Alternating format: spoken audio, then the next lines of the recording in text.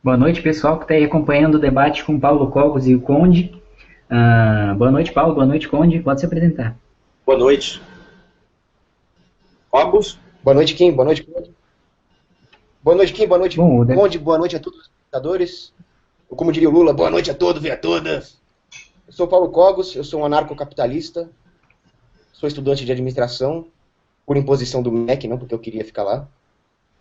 E eu pretendo trabalhar nas empresas da família, talvez embora do país, e ser um articulista libertário. Fazer alguma coisa em prol da liberdade, em prol dos meus ideais. isso aí, É Conde. isso. Quer falar alguma coisa? Bom, acho que você me conhece, eu sou o Leonardo Bruno, Leonardo Oliveira, né, mais conhecido como Conde. Digamos que eu defeso uma causa conservadora, né, uma causa conservadora liberal, por assim dizer, se podemos dizer. E eu sou advogado e também trabalho no comércio da família. E estudando, né, e pesquisando sobre a filosofia política e tentando compreender a política como ela é. Bom, o Pronto. debate, o debate vai ficar da seguinte maneira. Hum.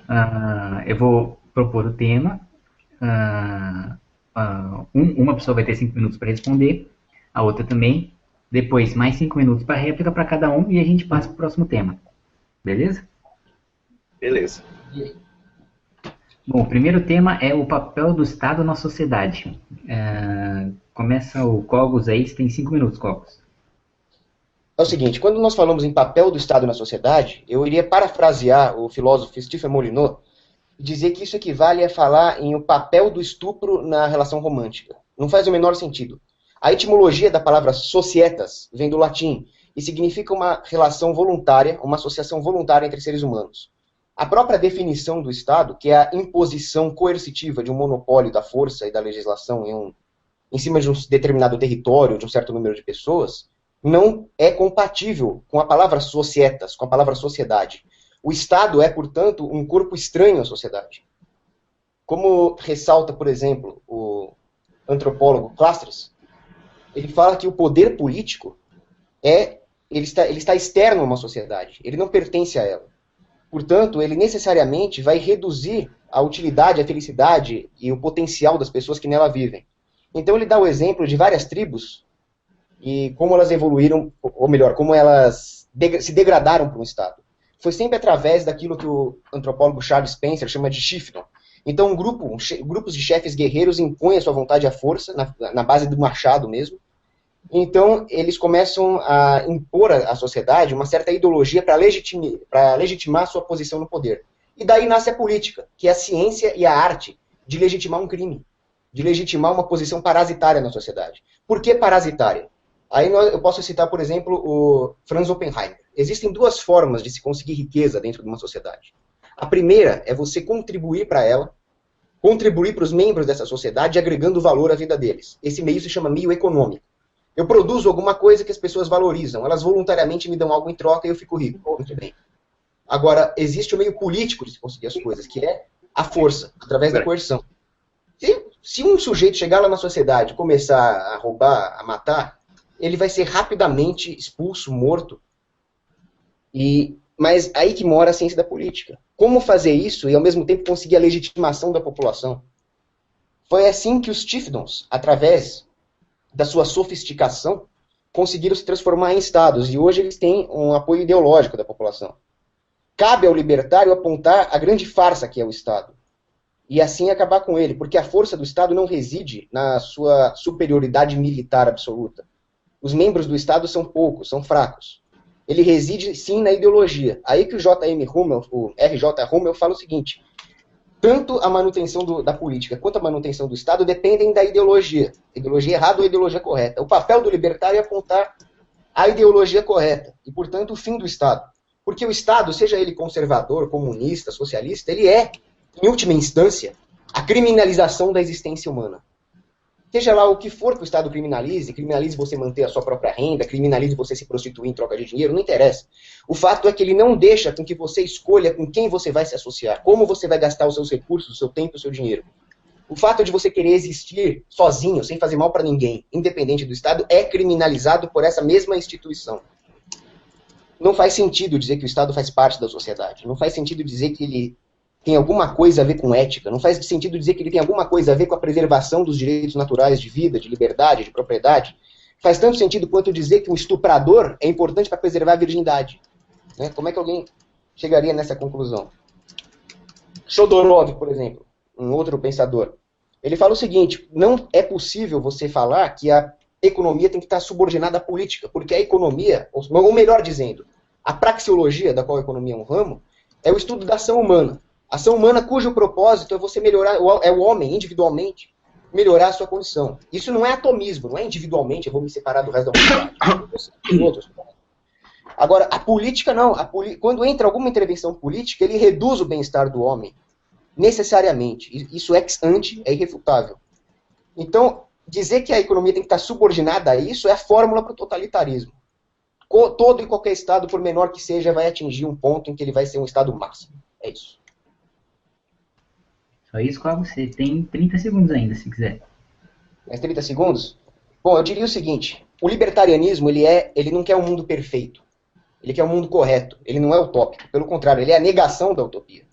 Utopia é o Estado. Por quê? Porque depende, ele coloca todas as fichas na boa vontade de um governante. Não, esse governante ele vai agir do jeito que eu quero. Do jeito que eu acho que vai ser perfeito. O libertarianismo não. Ele impõe as regras, que é os direitos naturais, elas não podem ser violadas, e nós vamos resolver os outros problemas da humanidade, a parte técnica, dentro desses limites éticos, dentro dessas normas. E uma vez que alguém tem o monopólio da força da coerção, ele vai abusar disso. Conde, pode começar, 5 minutos. É engraçado que nos debates que eu tive com relação aos libertários, eles são cheios de frases de efeito, mas se analisar essas frases de efeito, elas não têm realmente um conteúdo substancial. Nós temos algumas frases do Cogos assim: o Estado é um roubo, a sociedade é voluntária, a societas. Só que dentro dessa sociedade dita voluntária, existem algumas regras que são coercitivas, sim. Não matar, não roubar, né, não violar o direito de propriedade, são regras coercitivas. Ou seja, a sociedade ela não trabalha somente com uma voluntariedade absoluta. Isso é uma falácia. Isso não corresponde à realidade. A realidade é que a sociedade ela se reúne de comum acordo através de estruturas de mediação política, e aí vamos também analisar essa questão da política como legitimação do crime. Ao que parece, é engraçado, o Cogos fala que societas é voluntária, e ele deslegitima a política, quando na verdade políticas e societas elas têm um vínculo em comum. A política não tem nada a ver com legitimação do crime. A política é a discussão sobre os assuntos da cidade, né, da polis. Então não é uma ideologia que foi inventada para justificar a existência do Estado ou para justificar a existência de uma estrutura de poder. Essa estrutura de poder existe naturalmente antes de se teorizar sobre a política. Essa que é a grande questão. O libertarianismo ele parte de hipóteses, de soluções hipotéticas abstratas e utópicas, porque quando falamos de utopia, nós estamos falando do quê? Do lugar nenhum. Não existe nenhum exemplo, basicamente, da sociedade libertária que seja concreta na prática. Né? Então a política, ela discute basicamente a relação dos homens com essas instituições e a relação de poder dessas instituições. Quando nós dizemos que o Estado nasceu de um roubo ou coisa parecida, nós estamos falando apenas um argumento retórico. O Estado, ou melhor, eu não gosto nem da palavra Estado, eu gosto de falar sociedade política, a organização política, ela tem várias formas de fundação. Ela pode ser baseada em critérios legítimos e ilegítimos. Né? Ou seja, a legitimidade está discutida aqui. O próprio Cogos falou a questão dos direitos naturais. Mas quem elabora quem elabora a concretização fática ou a concretização da execução desses direitos? A sociedade política. Ou seja, as pessoas se organizam através dos conflitos de interesses e tentam resolver o conflito de interesses. Então dizer que o Estado é mauzinho e o particular é bonzinho, né? Ou então que o Estado é sempre em posição da força, a sociedade, em geral, ela tem elementos que não são totalmente voluntários. Por exemplo, o não matar, por exemplo, não é um elemento voluntário. A voluntariedade está o quê? Na realização de leis. Mas eu sou proibido de matar. Eu sou proibido de matar.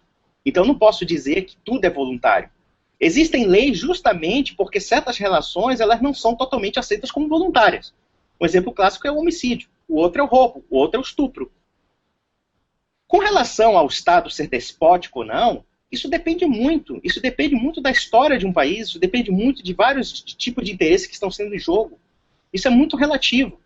Você dizer que todos os estados é necessariamente um golpe, isso aí é uma discussão retórica, não significa que seja real.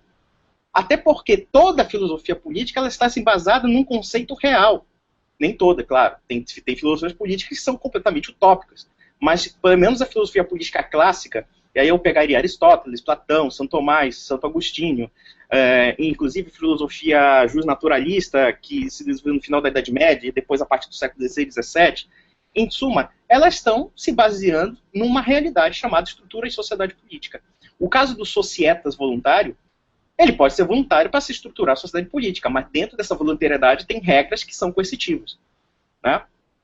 Com relação à economia subordinada à política, né, nós vemos aí uma palavra negativa. Né? A política está sendo tratada como um conceito negativo. Mas isso é um conceito pessoal do Cogos. Não é um conceito real, necessariamente, daquilo que se entende por política na filosofia política tradicional. Né?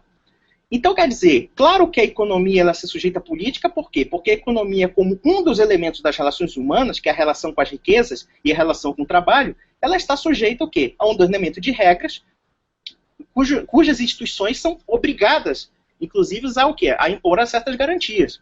Ou seja, os contratos, a propriedade privada, o direito à vida, entre outras coisas. Então, quer dizer, no final das contas, eu vejo que o libertarianismo ele parte de umas certas falácias retóricas que no final não quer dizer nada. Não quer dizer absolutamente nada. E qual é o meu ponto de vista nesse aspecto?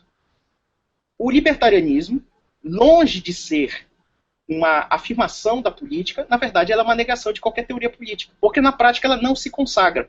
Na prática ela só se consagra em hipóteses que não correspondem à realidade propriamente dita. É nesse sentido que eu poderia falar da réplica. Pois não. 5 minutos para a réplica, Paulo. Bom, o Conde falou que existem relações dentro da sociedade que devem ser necessariamente coercitivas. Existe uma falácia lógica numa afirmação dessa pelo seguinte, pelo conceito de direitos negativos. Pelos direitos naturais, todo ser humano possui direitos e, em contraparte, eles devem ter um dever. Os direitos naturais de vida, liberdade e propriedade são direitos negativos no sentido em que eles impõem a terceiros a obrigação apenas de não ação, ou seja, de não violar esses direitos. Qualquer outro direito dito positivo, que na verdade não são direitos e que a esquerda adora, por exemplo, direito à educação, direito ao transporte, eles imporiam a terceiros a obrigação de despender alguma parte dos seus recursos para satisfazer esses direitos. Ou seja, eles seriam escravizados. Ou seja, isso seria contraditório, porque então eles não teriam os direitos negativos iniciais.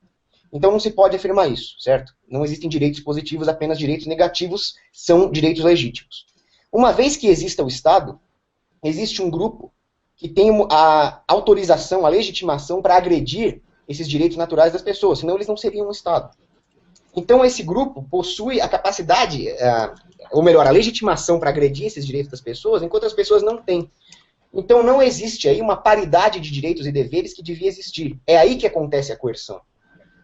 Quando alguém viola um direito natural, por exemplo, um ladrão rouba R$100 e ele é obrigado a devolver esses R$100 e é punido, ou seja, essa punição faz com que exista o dever que corresponda ao direito a ter R$100, não é uma coerção. É apenas a justiça sendo feita. Então, um início de coerção, uma agressão ofensiva, é aquilo que o libertarianismo rejeita. A agressão defensiva e punitiva para restabelecer a ordem dos direitos naturais não é a coerção que define a existência do Estado. Então, quando o Conde fala que a societas política se forma através de relações voluntárias e depois ela aplica a coerção, primeiro existe essa falha. Segundo, que o Estado jamais poderia ter se formado a partir de relações voluntárias, porque se o Estado fosse se formar a partir de relações voluntárias, ele seria um bem público. A justificativa para a existência do Estado para fornecer bens públicos, né? Bens ditos públicos, como justiça e defesa. Mas se o Estado realmente se formou dessa forma, então bens públicos não existem, porque se o Estado fosse um bem, ele teria se formado a partir de relações de mercado. Portanto, ele não pode ser um bem público. Portanto, ele não é um bem. Por eliminação, por reduction, esse absurdo, sobra a única possibilidade do surgimento do Estado, que é um crime inicial, uma coerção inicial. E esses homens que fizeram semelhante coisa, por que alguém acredita que eles vão fornecer bens e serviços de justiça e defesa melhor do que o mercado, competindo no sistema de preços e partindo de baixo, partindo da própria necessidade das pessoas? É aí que o Aristóteles falha. O Aristóteles, com todo respeito por quem gosta dele, ele era um fascista, ele era um coletivista. Ele dizia que os cívitas vêm antes da família e a família vem antes do indivíduo. E que o homem é um animal político. Tendo em vista que a política é um crime, se o homem fosse um animal político, ou seja, se ele cometesse crimes à torto e a direitos, simplesmente a civilização humana seria impossível. Graças a Deus, o homem não é um animal político, ele é um homem econômico que, em geral, rejeita a política. Em geral, se alguém aparecer estuprando, esse estuprador vai ser linchado. Nós vemos isso toda hora na TV. E, ao mesmo tempo, jamais poderia ter essa ordem, essa inversão de ordem que o Aristóteles fala, civitas primeiro, família depois, indivíduo depois, porque se você pega, por exemplo, a ética argumentativa do Hans Hoppe, simplesmente para ter alguma associação de pessoas, seja ela uma cívita, seja ela uma família, precisa ter uma propriedade privada inicial, ou seja, o indivíduo, que é a única entidade capaz de agir, precisa escrever ou falar com a propriedade privada das suas cordas vocais, com a propriedade privada, sei lá, do papel e da tinta. Então, primeiro vem o indivíduo. A ética argumentativa hoppiana refuta toda a teoria coletivista do Aristóteles. Né? E o Estado ser um roubo, ao contrário do que o Conde diz, não é simplesmente um artifício retórico. Isso está até no Santo Agostinho que ele falou. Santo Agostinho, em Cidade de Deus, falou o seguinte: o que é um reino, se não um grande roubo? E o que são roubos, né? Se não pequenos reinos, pequenas ações políticas. Isso me lembra, por exemplo, de certa vez que o Alexandre o Grande capturou um pirata. E aí o Alexandre o Grande prendeu, falou: pirata, o que você faz da vida? Você é um pirata? Eu realmente sou um pirata, eu roubo a propriedade das pessoas. Só que como eu faço isso com uma pequena frota, eu sou um pirata. Você faz isso com uma grande frota e é chamado de imperador. Né? Então essa é a diferença. É simplesmente uma legitimação ideológica, não tem nada de artifício retórico. Pelo contrário, todas as teorias políticas que tentam legitimar o assalto à mão armada, que é o Estado, elas não passam de um duplo pensar. Olha, se um ladrão fizer, ele é criminoso, mas se o cara usar uma faixa verde e amarela e um terno e gravata, ele não é mais criminoso. Acabou o tempo, Cogos. É isso. Conde, 5 minutos.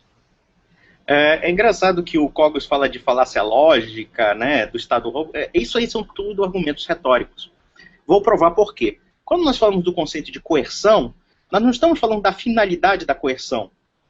Por exemplo, quem é que garante os direitos naturais? Quem é que garante a segurança? Quem é que garante tudo isso? Ou seja, uma estrutura política reconhecida pela comunidade. Esse reconhecimento, ele pode ser tácito, tá? Ou pode ser declarado.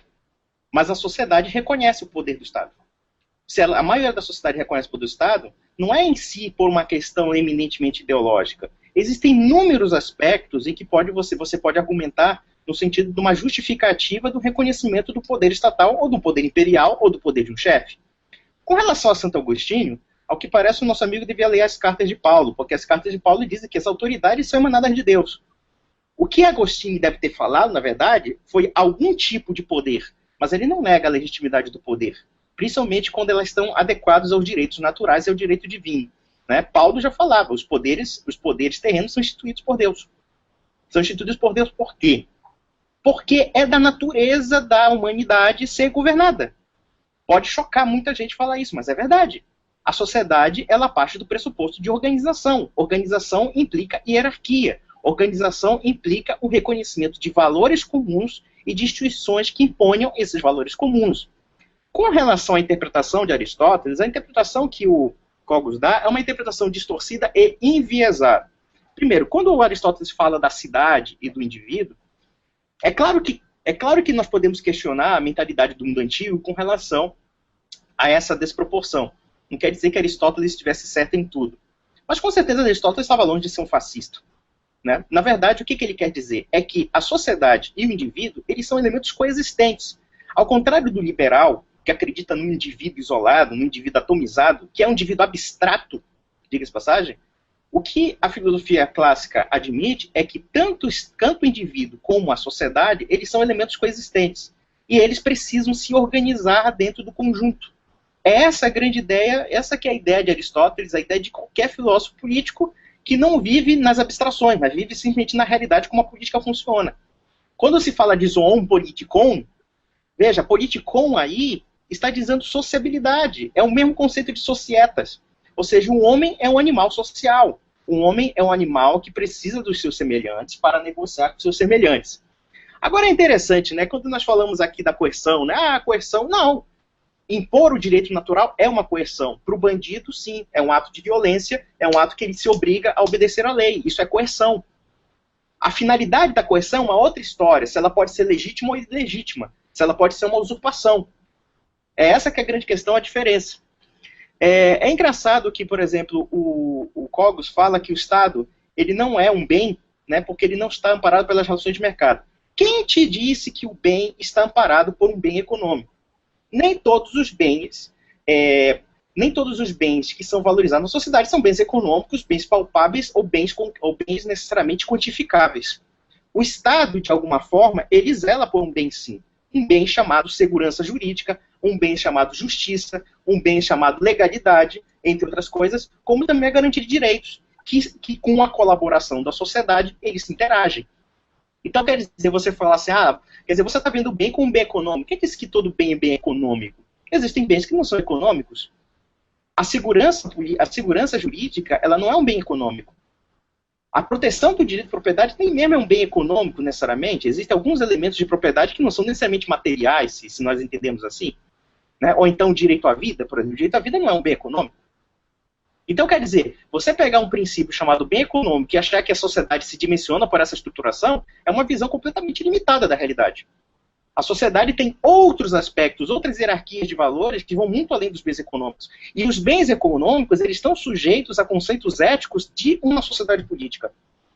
É isso que nós temos que entender. Grande parte das práticas econômicas, elas não são econômicas por si mesmas. Elas são econômicas dentro de uma realidade sociológica, de uma realidade social. Então, quer dizer, a gente percebe aí um conceito completamente abstracionista e idealista do indivíduo. O indivíduo é um homem econômico. Pode ser também o indivíduo é um homem soviético, o indivíduo é um homem integral, o indivíduo é um homem fascista, pode ser qualquer coisa. Isso é um jogo retórico. A prática é o seguinte, o homem não é somente um homem econômico, ele é um homem ético, ele é espiritual, ele é religioso, em si, existem várias facetas do homem aí. E é um homem político.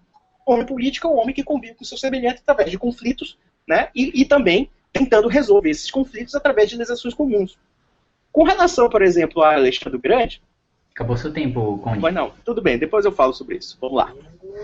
Bom, o próximo tema é justiça e segurança contra inimigos internos e externos. Como o Cogos começou outra, você começa essa, Conde, 5 minutos. Olha, a gente tem que ter uma coisa, né? A defesa de um território, como a defesa, por exemplo, da integridade dos cidadãos, é uma defesa associada, né? Associada em política. A sociedade é associada em organização, associada em relação de mando e obediência. Inclusive, nós temos a força militar. A força militar é o exemplo central dessa relação de mando e obediência através de uma hierarquia. Né? Claro que a sociedade política não tem que ser militarizada, eu não estou chegando a esse ponto. Eu só estou dizendo que a sociedade política, de alguma forma, ela convoca, né, digamos assim, através das instituições, elas são elementos intermediários que você pode organizar, inclusive, a defesa do território, como também a defesa da segurança interna. E isso desde tempos imemoriais. Podemos pegar na sociedade tribal, podemos pegar numa sociedade da polis, podemos pegar na sociedade imperial. Ou seja, que através de elementos comuns, elementos de princípios comuns, de defesa do território, de defesa da soberania, ou então de defesa da propriedade, porque de alguma forma você está defendendo a sua família, você convoca esses elementos individuais para o quê? Para você participar da guerra. É claro que, aí eu posso até concordar com os libertários num certo ponto, que houve um tempo que a guerra ela não era feita de cidadãos comuns. Isso aí podemos dizer que é uma das barbaridades do Estado moderno, né? Ou seja, de você convocar os cidadãos para a guerra, quando antigamente, na verdade, os chefes políticos, por assim dizer, eles contratavam mercenários para a guerra. Só que a gente tem que ver uma coisa, por exemplo, no mundo grego, por exemplo, havia convocação de mercenários, mas dentro de sociedades que eram democráticas, os cidadãos eram também a força militar do país. Então, mas onde é que eu quero chegar com isso? É que no final da história, a guerra, ela é de alguma forma imprescindível da autoridade política. Mesmo, vamos analisar essa questão dos piratas, né? Ora, existem sociedades políticas que eram sociedades de piratas. Mesmo na Grécia. Na Grécia, mesmo no século XVII, XVIII, você tinha ilhas governadas por piratas. né, ilhas governadas com regras, com leis, com hierarquia, com etc., e que inclusive mobilizavam para a guerra. Você tem, por exemplo, sociedades comerciais da Idade Média, que eram sociedades comerciais e políticas, e poderiam contratar exércitos para isso. Mas aonde é que eu quero chegar? É que, no final das contas, o exercício da guerra, em sua maior parte, é claro que pode haver exceções aí, isso aí talvez até o Cogos possa me corrigir, mas a guerra, ela é imprescindível da autoridade política. A não ser que seja uma briga de vizinho, uma briga de gangue, etc. Mas fora isso, quando um país é mobilizado para a guerra, de alguma forma, é imprescindível a autoridade política, uma autoridade de chefia que seja obedecida e que comande essas pessoas. Que comande essas pessoas para a guerra. Né? Comande essas pessoas para a guerra. Bom, eu acho que é mais ou menos isso que eu queria falar. Bom, só isso, tem 1 minuto e meio.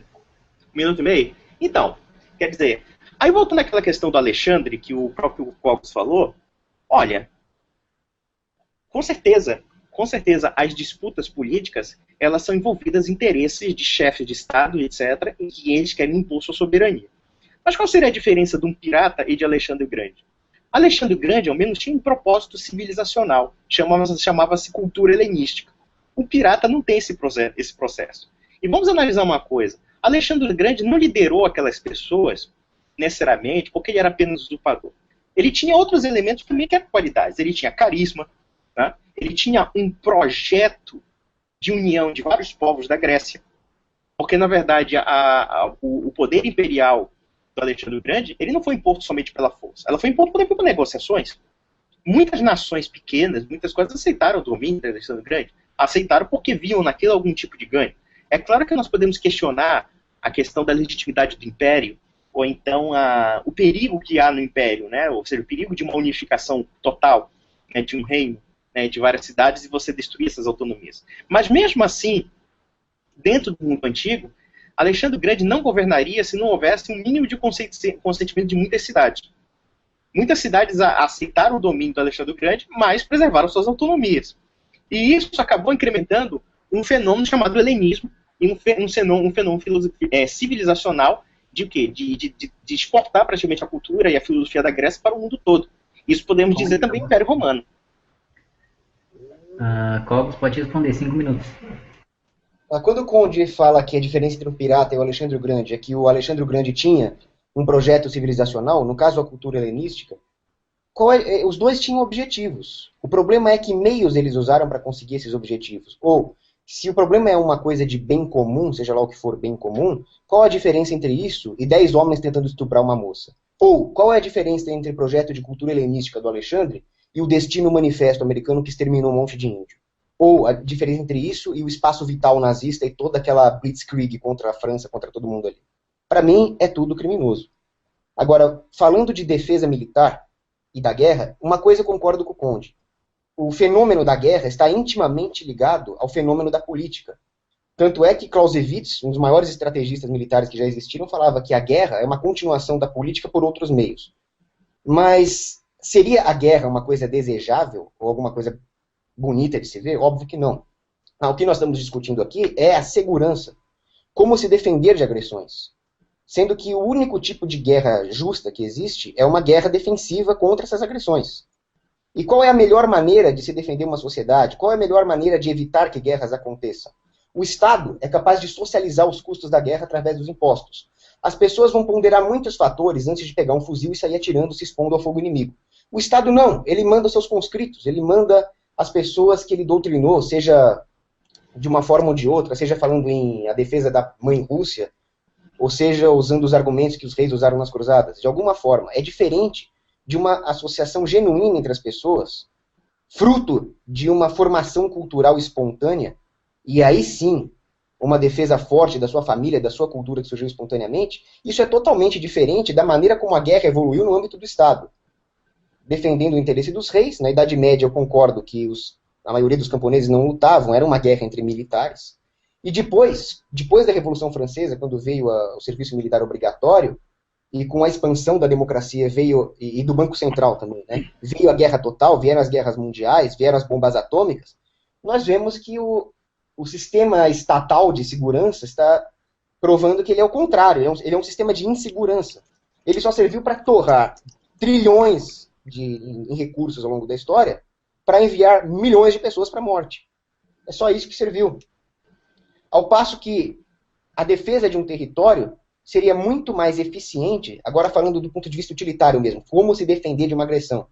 Se isso ficasse a cargo da associação voluntária entre as pessoas das seguradoras, as seguradoras teriam um enorme interesse em preservar a propriedade privada dessas pessoas, e assim, o preço de se estabelecer em um terreno melhor defendido, ou junto com outras pessoas que também tenham acordos de cooperação militares, tudo isso sairia mais barato e geraria um sistema de defesa mais eficiente.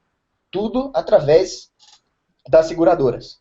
Agora, uma outra coisa que o Conde citou, quando ele falou, foi que a guerra depende de uma hierarquia. Assim como uma empresa depende de uma hierarquia. Mas o que faz com que existam empresas e que elas sejam eficientes não é que a empresa seja uma cooperativa de hippies. Ela pode ser uma empresa durona, que nem a Caterpillar, tem hierarquia. Mas a questão é associação voluntária. Essa é a diferença. Então, um soldado obrigado a lutar vai lutar de uma maneira pior do que um soldado que vai lutar voluntariamente. E está cheio de exemplos de soldados que lutaram voluntariamente ao longo da história. Esse soldado, ele não vai arriscar a vida sob ordens de um comandante incompetente. Ele vai procurar o melhor comandante, que vai ter mais homens para comandar. E assim você vai ter uma meritocracia dentro do âmbito da guerra, da condução da guerra. Agora, exemplos de exércitos, de forças militares que lutaram e venceram sem que houvesse uma pressão política, está cheio. Um deles, por exemplo, é o Black Army. Era um exército anarquista da Ucrânia, que venceu os russos na Batalha de Peregonovka, em 1919. Eles eram o fruto de uma cultura forte ucraniana contra a expansão imperialista leninista. Um exército totalmente anarquista. A mesma coisa aconteceu, por exemplo, no Afeganistão, quando os soviéticos, que era a maior potência terrestre que o mundo já viu, invadiu o Afeganistão e tomou uma surra. Tomou uma surra de quem? De mujahedins descentralizados, sem uma hierarquia fixa. E eu te digo mais, eu servi o exército, eu estudei muito sobre isso. É muito mais difícil lutar contra forças irregulares do que forças regulares, engessadas pelo socialismo castrense, porque o exército do Estado não passa de um socialismo no setor militar, né? E é muito mais difícil você lutar contra forças difusas, contra forças que você não conhece a doutrina, não conhece a ordem de batalha, do que lutar contra uma ordem de batalha bem definida, com soldadinhos lá, com vários centros de gravidade políticos, militares, para você atacar. Então, uma sociedade anarquista, mesmo desconsiderando o fato dela ter um acúmulo de capital e tecnologia muito maior do que uma sociedade estatista... Acabou seu tempo, Paulo. Tá. Pode responder, onde?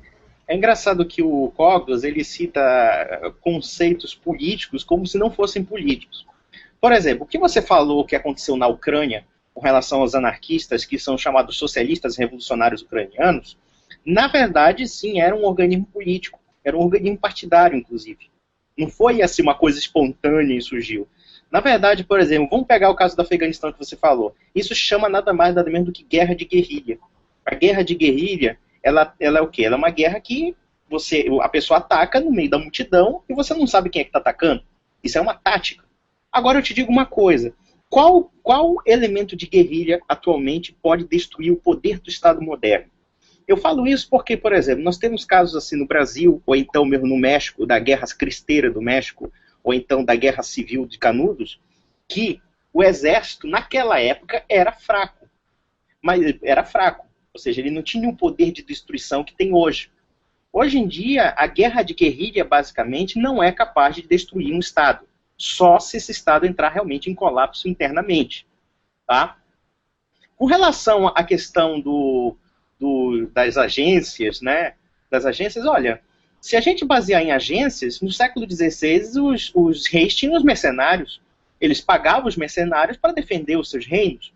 Né? Eles não convocavam a população, mas sim convocavam esses caras que eram verdadeiros bandoleiros, diga-se de passagem. Né? Eles agenciavam esses caras para a guerra. E o mais engraçado é que os mercenários, às vezes, quando se faltava dinheiro para pagar a conta deles ali, o que acontecia? Eles pilhavam as cidades. Ou então, eles faziam o seguinte, eles simplesmente aceitavam o suborno de outro rei e passavam para o lado de outro rei, através do dinheiro. Se a gente achar, a gente tem que pensar uma seguinte coisa. O que você acha que quem pode motivar mais para a guerra no sentido de vencer? Aquele que vai em nome do dinheiro ou aquele que vai em nome de uma consciência cívica? Com certeza, aquele que é mobilizado pela consciência cívica vai gratuitamente defender o seu país na base da porrada. Vamos pegar, por exemplo, o Estado suíço. A Suíça, por exemplo, desde tempos imemoriais, né, não somente forneceu os seus membros para a guerra, como também na Constituição suíça, o povo é o exército em armas. Mas eles são reunidos por quem? Por uma visão dinheirista, economicista, ou por uma visão cívica de comunidade? Uma visão cívica de preservação do seu território, como também dos conceitos de soberania do seu Estado e também da sua sociedade. Naturalmente, que são os conceitos cívicos. Né? Então, quer dizer, eu não vejo até que ponto uma agência para fazer a guerra necessariamente seria eficiente. Muito pelo contrário.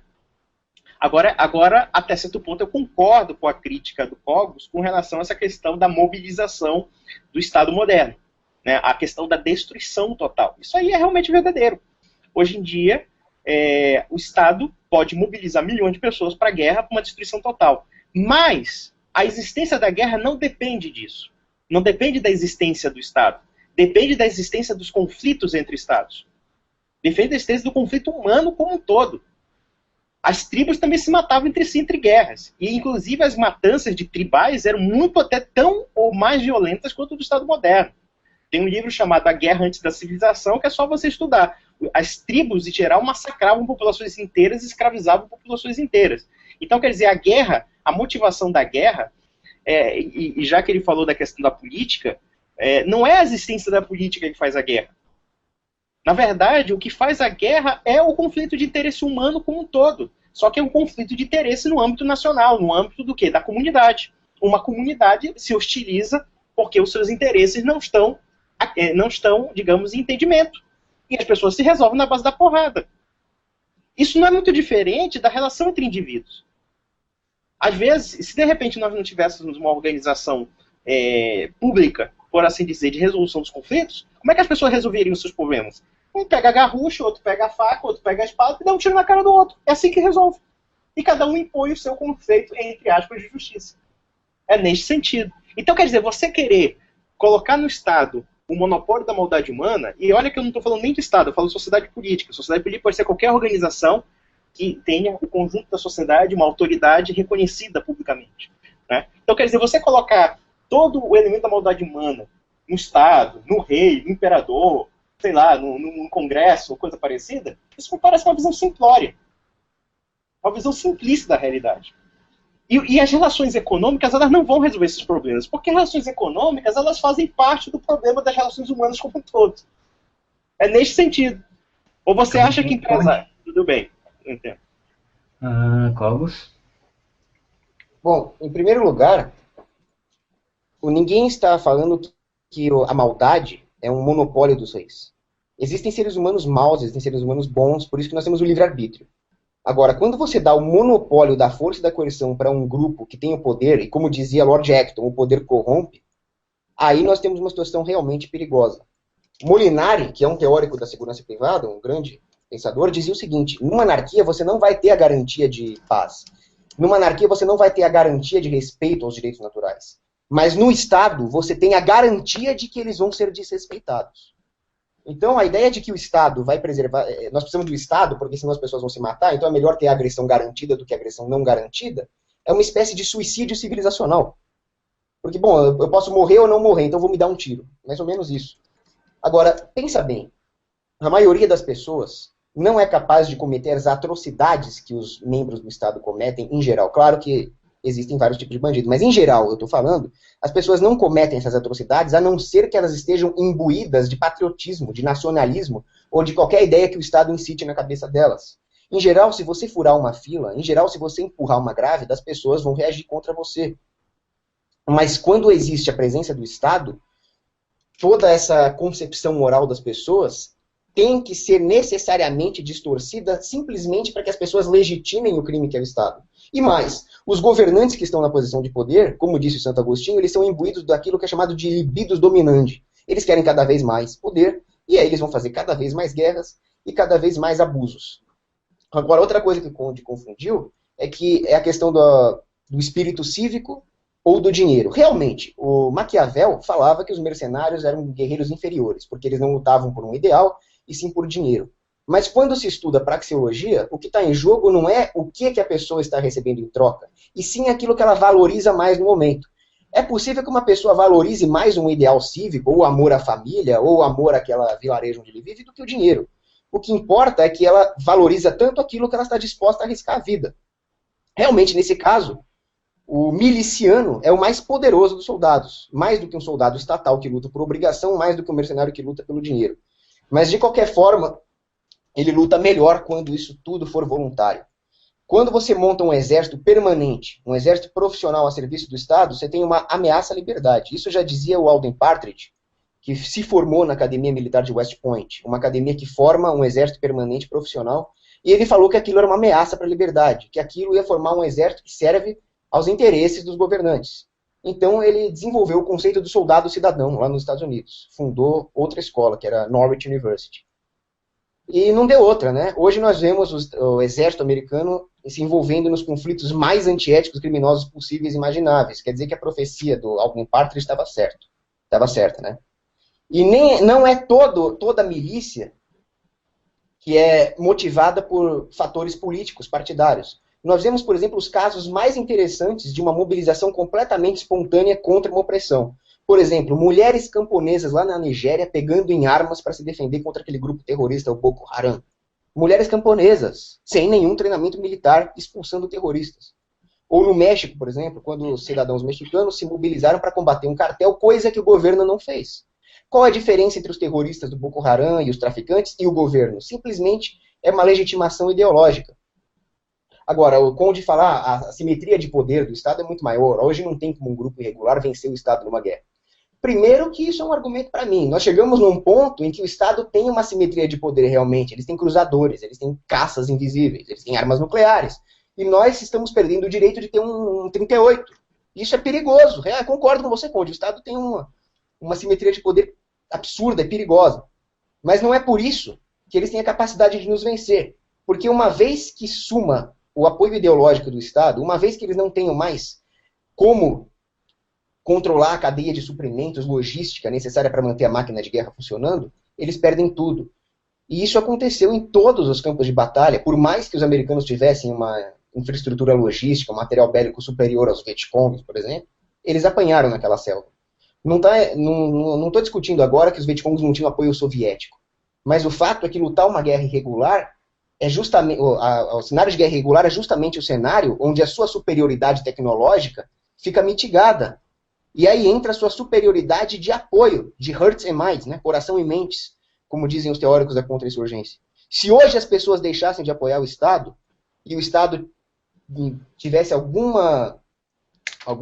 impulso de combate a essa população, de resistência, eles iriam lutar o pior tipo de guerra que existe, que é uma guerra sem nenhum apoio, é uma guerra quarteirão a quarteirão, e eles iam perder. As bases aéreas deles ficam atacadas. Acabou o tempo? Acabou o tempo.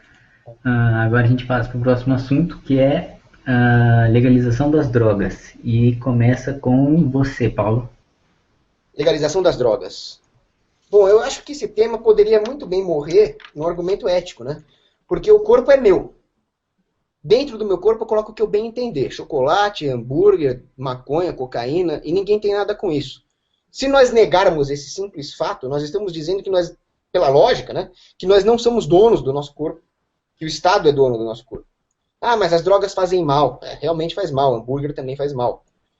E as crianças? Bom, quem é que tem a função de evitar que as crianças consumam drogas? É a família. O pai tem que ir lá, violar a lei da palmada da Dilma, meter o chinelo na criança para... Concordo. Agora, esse é um papel da família, não é um papel do Estado. Querer que o Estado faça isso é querer que o Estado substitua a família. Aí nós estamos abrindo as portas para o totalitarismo. Outra coisa, quando o Estado toma para si o papel de regular a moralidade das pessoas, então droga é proibido, porque droga é errado, porque droga é imoral, nós estamos fazendo com que as pessoas deixem de assumir a responsabilidade pelo julgamento moral. Então nós vamos ter, da mesma forma que existe um socialismo na economia, pode existir um socialismo na moralidade. Por exemplo, Um país comunista controla os meios de produção. As pessoas perdem os parâmetros do sistema de preço, tem aquele desastre material que o Conde concorda comigo que há. E o mesmo acontece na moralidade. Quando o Estado toma para si os parâmetros morais, coisa que o Putin está fazendo lá com o eurasianismo dele, as pessoas vão deixar o cálculo moral na mão do Estado e vão deixar de fazer o seu próprio cálculo moral, e aí todos os outros setores da sociedade que não estão ligados à droga vão sofrer uma ruína moral. De quem é o papel de alertar para a imoralidade das drogas? Eu concordo que drogas podem ser imorais. É o papel da família, é o papel da igreja, é o papel da comunidade, e não o papel do Estado.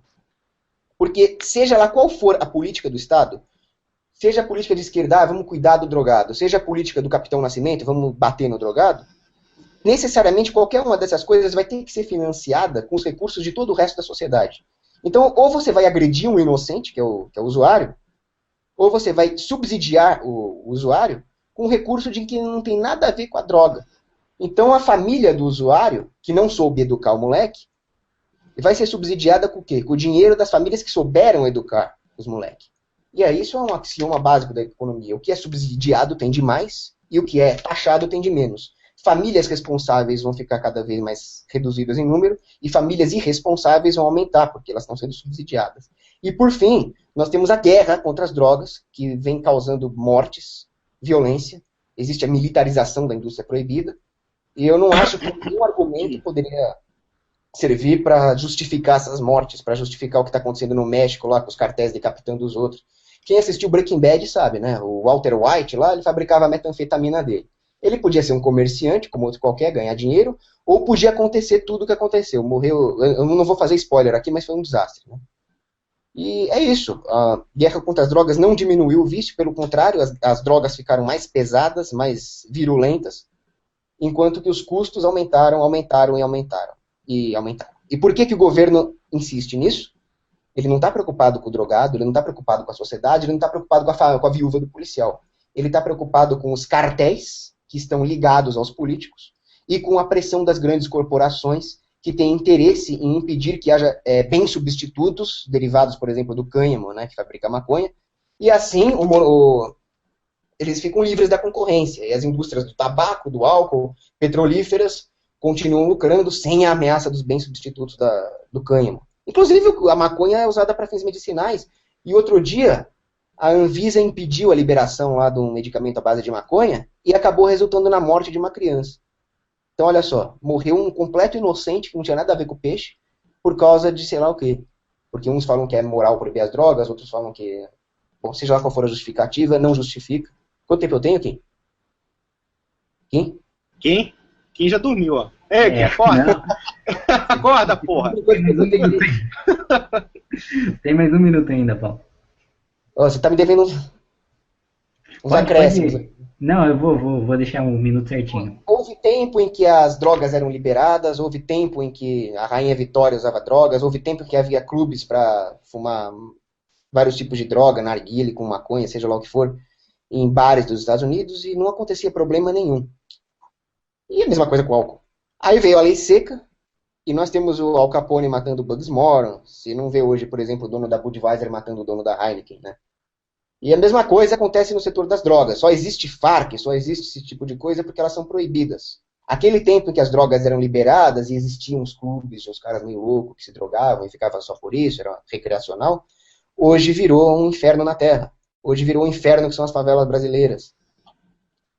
E se as drogas fossem liberadas, se as pessoas pudessem comerciar livremente, aquela figura do traficante do PCC armado até os dentes seria substituída por um bicho grilo lá que ia vender maconha dele na praia, de boa ali, Bob Marley, e acabou. Qual cenário vocês preferem? Vamos lá? Pode ir. Só para a gente concluir a conversa anterior sobre os mujahedins e os anarquistas ucranianos, vocês percebem como a questão da motivação cívica é interessante. Os mujahedins pegarem armas contra os soviéticos porque eles defendiam o quê? Uma vida religiosa, muçulmana. Ou seja, a mobilização através da religião e através do quê? Da identidade tribal, entre outras coisas. Ou seja, no final da história, existe um elemento motivacional aí, né? Embora, como eu já expliquei aqui, o exército regular com certeza é mais poderoso do que um grupo de guerrilha. Eles são de guerrilha justamente porque numa guerra convencional eles perderiam. Mas voltando sobre a questão das drogas, né, já houve vários debates, as drogas elas são um assunto bastante controverso, né, um assunto bastante controverso. Mas eu não parto das mesmas premissas lógicas do Logos, né, ou seja, o meu corpo e minhas regras, né, parece até que o meu amigo é conservador e ao mesmo tempo parece uma feminista da FEMEI, mas sim, vamos lá. Então quer dizer, não, a coisa não funciona dessa maneira. A questão das drogas, ela existem inúmeras variáveis que são variáveis individuais, mas também variáveis de natureza coletiva, de natureza social mesmo, né? Ou seja, qual é o preço que a sociedade vai pagar, por exemplo, com relação à liberação de uma certa substância, sabendo de grupos econômicos que estão por trás disso e querem, na verdade, a difusão desse tipo de substância. É claro que, por exemplo, a bebida alcoólica ela não pode ser equiparada, por exemplo, ao ópio ou equiparada, por exemplo, à cocaína. Vamos dar um exemplo clássico disso. Da mesma forma que eu poderia usar aqui o argumento a favor contra a proibição das drogas sobre a lei seca nos Estados Unidos, eu poderia também usar, por exemplo, o argumento da guerra do ópio na China, em que os canalhas dos britânicos lá simplesmente fizeram um imenso tráfico de drogas dentro da China que acabou com gerações inteiras de chineses. Acabou mesmo. Você vê gerações inteiras de chineses verdadeiros zumbis. Você se criou um hábito de destruição em massa através das drogas. Então, quer dizer, se por um lado nós temos o aspecto da liberdade individual, nós temos um outro problema, que é a questão do controle social que as drogas podem ser instrumentalizadas contra a sociedade. Né? Contra a sociedade. Então, por exemplo, aliás, a gente sabe que na legislação brasileira o uso de drogas não é crime. Né? O uso de drogas não é crime. O que é crime é o porte de drogas. Existe uma diferença aí. Quer dizer, o Estado reconhece que a autolesão em si não é crime. O cara pode até se drogar. Mas se ele for pego com porte, ou seja, a circulação das drogas, aí sim ele é preso. Agora, se ele puxar uma maconha e ele estiver maconhado, ele não vai preso. Né? Essa é a diferença. Ou seja, o Estado, inclusive, respeita o direito dele de se autolesar, mas não respeita o direito dele de ele difundir uma determinada substância que pode ser usada como instrumento de controle social. É o caso, por exemplo, do tráfico de drogas. Há uma ingenuidade muito grande achar que liberar bebida é o mesmo que liberar cocaína, é o mesmo que liberar maconha, ou mesmo que liberar ópio. Não é a mesma coisa. Primeiro porque, por exemplo, quando nós falamos de liberdade, né, a liberdade sobre o nosso próprio corpo, primeiro, a liberdade ela visa um fim benéfico. Da feita que a liberdade não tem fim benéfico, ela não deve ser totalmente valorizada. E com relação à questão moral e ética, né, que o Cogos falou, que o Estado ditando a moral é malvadinho e etc. Olha, quando nós falamos de questões morais, nós temos que ver se essas questões morais elas dizem respeito ao conjunto da sociedade no âmbito da sua sobrevivência, realmente da sua necessidade, ou se ela diz respeito somente a uma pessoa, somente a um indivíduo. Da feita que nós temos hoje organismos, grupos criminosos, né, que com a legalização das drogas simplesmente vão se tornar bons moços burgueses, né, e vão, inclusive, atochar a nossa sociedade dessas substâncias, a ponto de, inclusive, iludir nossas famílias, iludir pessoas que são vulneráveis, como jovens, etc. Então a gente tem que pensar realmente, será que realmente é, entre aspas, em nome dessa liberdade altamente hipotética, será que vale o preço, por exemplo, da sociedade pagar, não somente em perdas humanas, em destruição de vida, de famílias, a permissão para que essas pessoas difundam essas substâncias? Para esse fim, e fim de quê? De criar pessoas zumbis que fiquem roubando, que fiquem saqueando para só comprar essas substâncias? Nós temos que pensar no poder que nós vamos dar para essas pessoas. Em nome da liberdade. Veja, até certo ponto a conclusão do Logos não está totalmente errada. Tá? É claro que a princípio as pessoas elas devem ser responsáveis pelos seus atos e elas devem sim, elas devem saber se cuidar. Isso é uma premissa inicial. Mas a partir do momento que existe toda uma estrutura econômica, toda uma estrutura de poder que pode usar as drogas como algo socialmente aceitável e induzir as pessoas a uma destruição, aí eu fico pensando, será que nós temos que dar poder a essas pessoas? No meu entender, não. Qual você pode responder? As feministas falam que meu corpo, minhas regras, e com isso elas justificam o aborto, que é um assassinato, certo? Só que a frase meu corpo, minhas regras está certo. O aborto está errado porque o corpo do bebê também é a regra do bebê. Então ela não tem direito de assassinar o bebê. Se a frase meu corpo, minhas regras está certo, então também está certo eu poder me drogar. Eu não me drogo porque eu não sou louco, mas quem quiser se drogar, que se drogue, que tenha liberdade para isso. Aí o Conde falou a questão da guerra do ópio na China. A guerra do ópio na China mostra justamente por que a droga tem que ser liberada. O que houve foi um monopólio inglês do governo britânico, após algumas batalhas envolvendo a Companhia das Índias Orientais Britânicas, e aí eles forçaram o vício na China, justamente regulando o mercado de ópio, tornando ele mais caro. E aí ficou uma droga de pior qualidade e os chineses se viciaram. E aí depois o problema foi piorando, piorando, até que eles tiveram que liberar as drogas, senão não ia nem ter produção ali. E é isso que acontece. Quando as drogas mais leves são proibidas, elas ficam mais caras. Porque diminui o número de ofertantes, já que os ofertantes vão ser só aqueles capazes de trabalhar num mercado regulado, proibido, militarizado. Vão ser só os caras mais inescrupulosos da sociedade. E essas drogas vão encarecer. Aí eles vão procurar alternativas mais baratas e, portanto, mais tóxicas.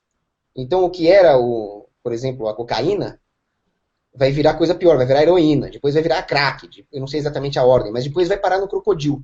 Drogas como o crack, o oxi, o crocodilo são um fenômeno da era da guerra contra as drogas. Quando as drogas eram liberadas, elas não chegavam nem perto do grau de destruição das drogas atuais. Então, nunca aconteceu um apocalipse zumbi na época em que elas eram liberadas, na época que elas eram vendidas na farmácia. E se houvesse um livre mercado de drogas, as empresas fabricantes de droga iam procurar drogas recreacionais com cada vez mais efeito e cada vez menos efeitos colaterais. Agora, hoje não.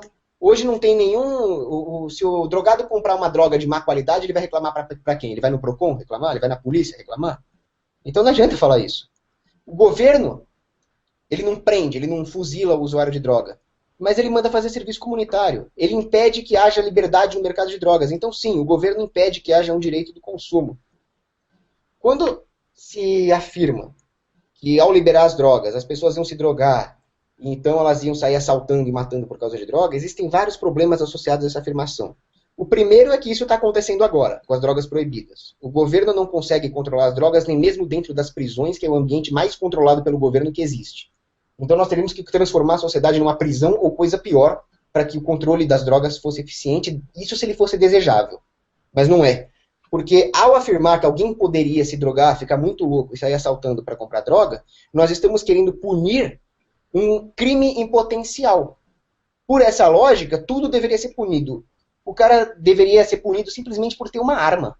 Porque então ele vai usar essa arma num assalto e vai assaltar. Essa é a lógica do pessoal que defende controle de armas, e que eu tenho certeza que o Conde repudia, porque ele não é de esquerda, né?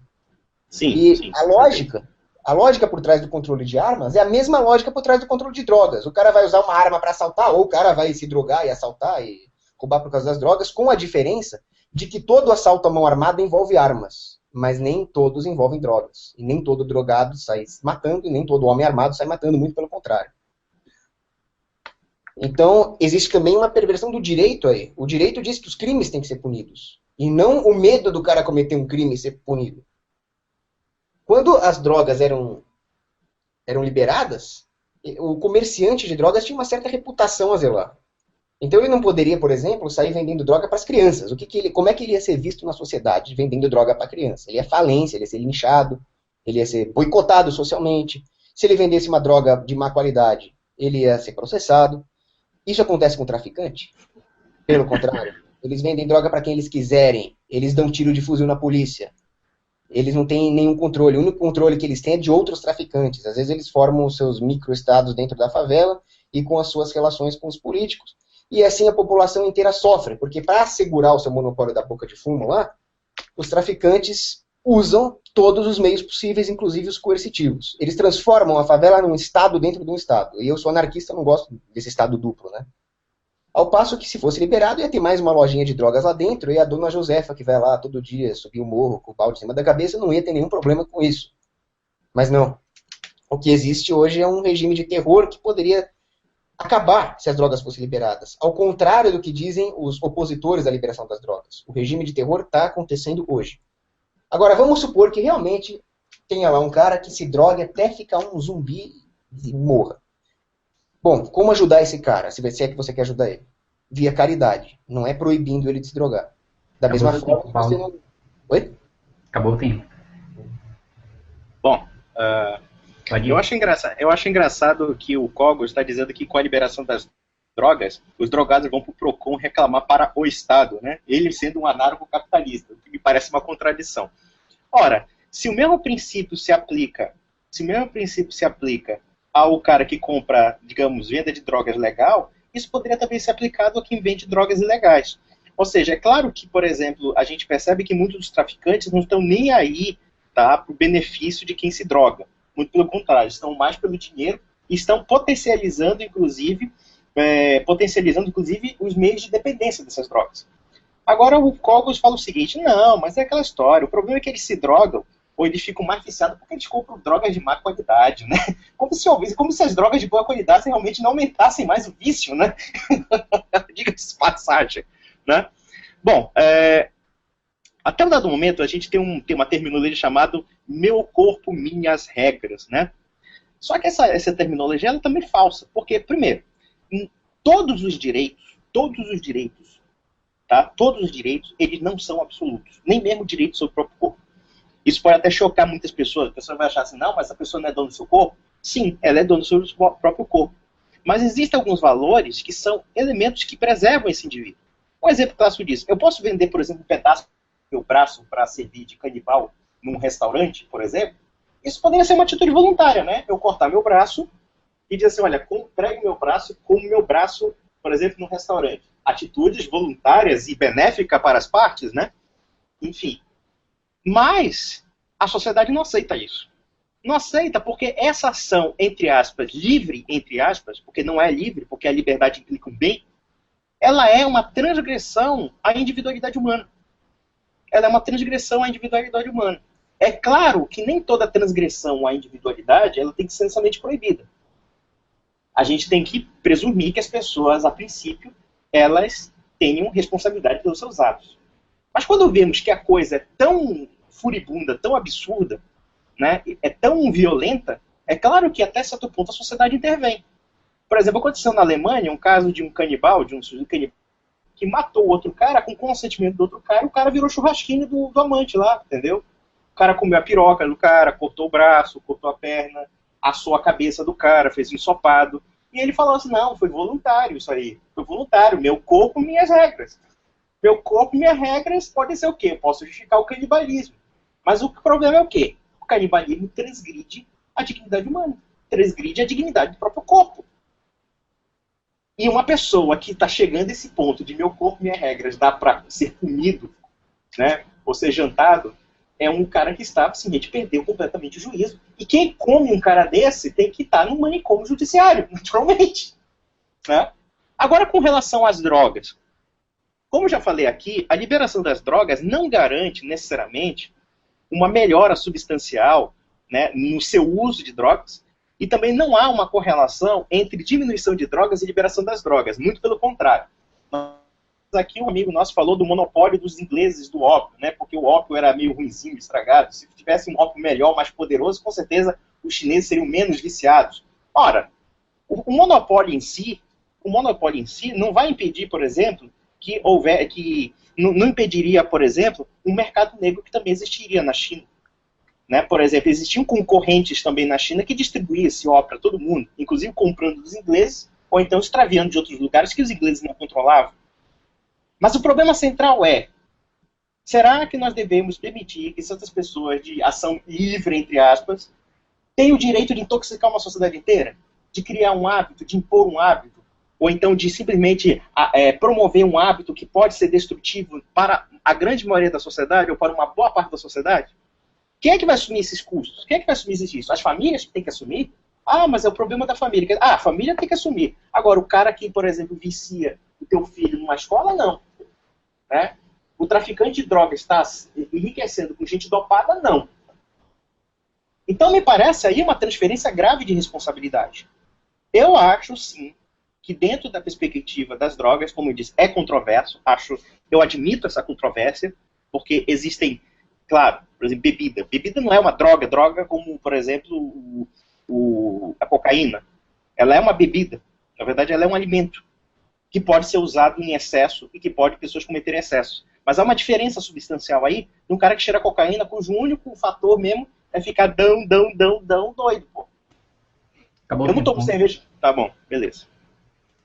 Agora o próximo tema é o aborto. Pode começar, Conde.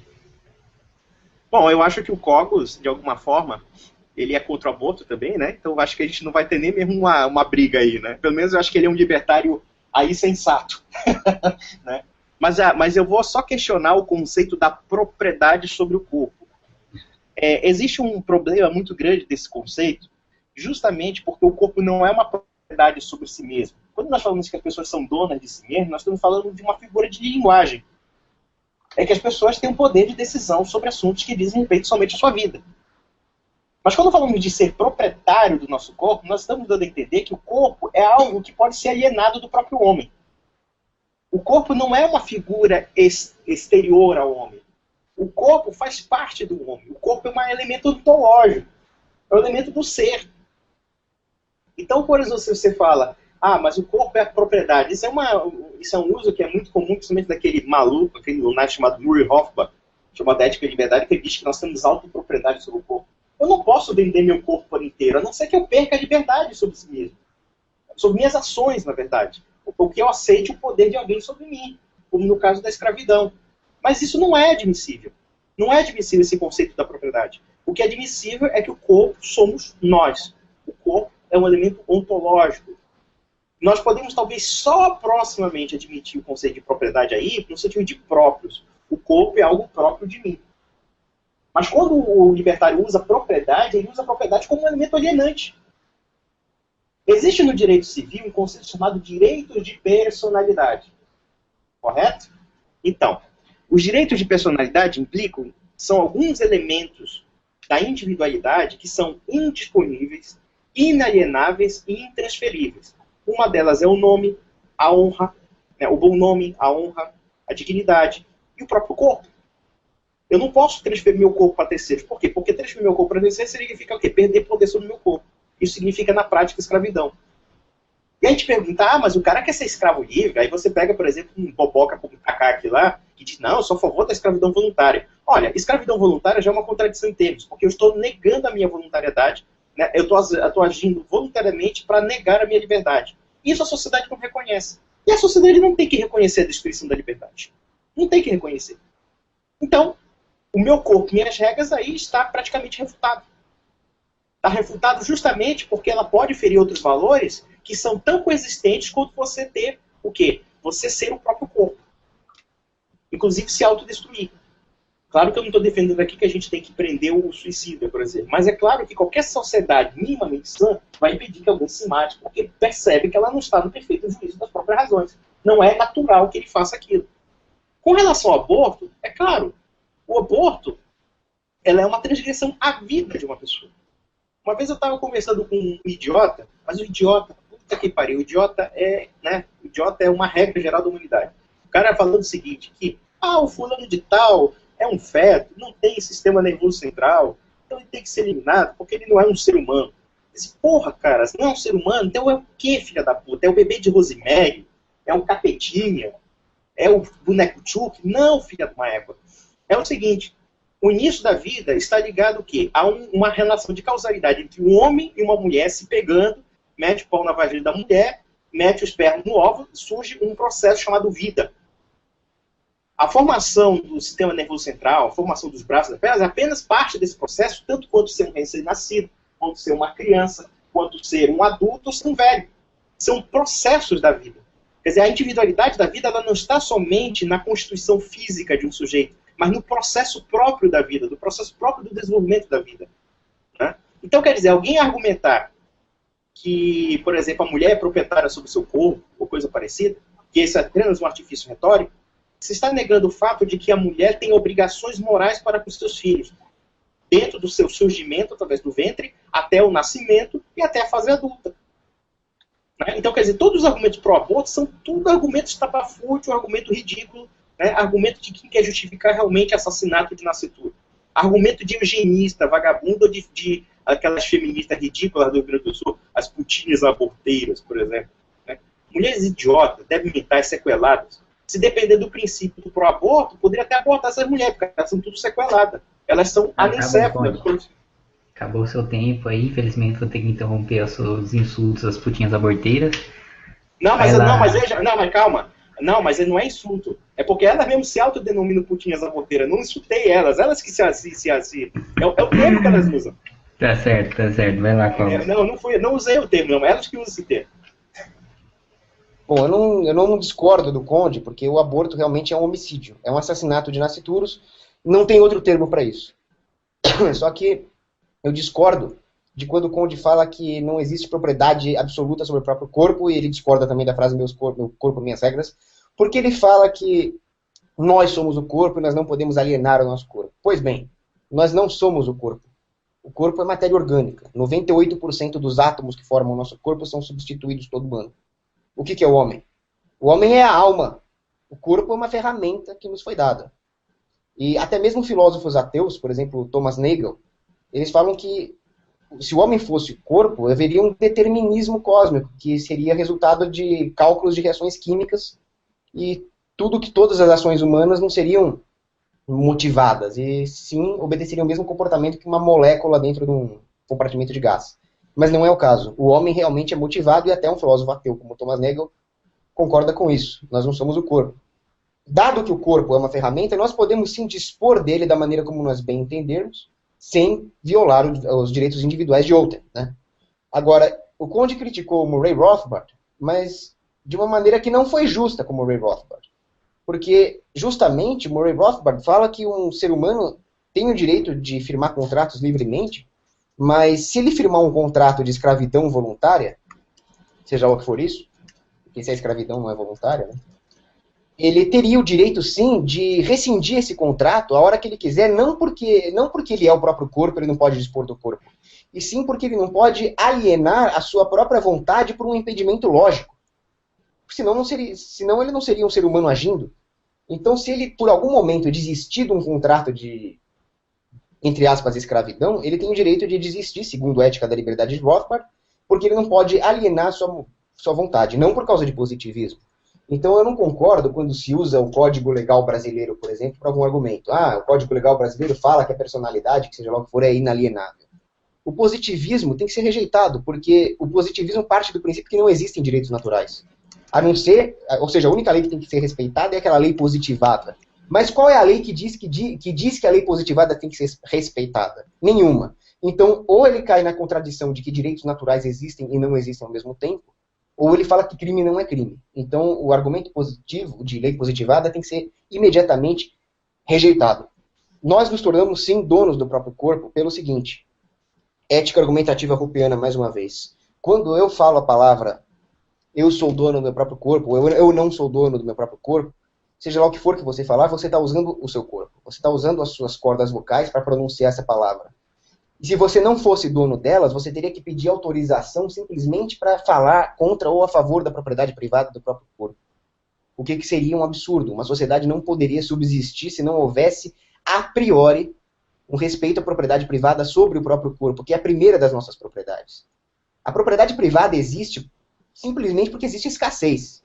Se houvesse uma cornucópia infinita, não precisaria de nenhuma definição de propriedade privada para fazer a economia funcionar. Mas justamente por ter escassez, ela é necessária. Agora, justamente a propriedade sobre o próprio corpo, ela não tem que deixar de existir, nem mesmo no mundo sem escassez. Porque, como o próprio Roper fala, no mundo onde todos os bens e serviços sejam infinitos, ainda assim existe o espaço que o seu corpo ocupa. E as pessoas se matariam por esse espaço, a não ser que fosse definida a propriedade privada sobre o seu próprio corpo e aquilo que ele está ocupando. A sua motivação como ser humano trabalha justamente aquilo que a matéria orgânica que compõe o seu corpo vai fazer no espaço e no tempo. Ela é a primeira das suas propriedades privadas. E desse ferramental, que é o corpo, deriva todo o resto do homestead. Até quem concorda com o Locke, que eu não gosto muito, mas ele fala que o direito de propriedade se estabelece sobre aqueles recursos em cima dos quais você misturou o trabalho do seu próprio corpo. Agora, voltando para o assunto aborto, aí sim, eu concordo com o Conde. Os argumentos dos abortistas, de maneira geral, são argumentos estúpidos. Não tem diferença entre falar que tem que abortar para evitar a pobreza e jogar uma bomba atômica numa favela. Não tem diferença entre falar meu corpo, minhas regras, então posso abortar. Então, meu avião, minhas regras. Eu posso te convidar para andar de avião e te jogar para fora no meio do voo. Então, esses argumentos das feministas, dos eugenistas, são absurdos.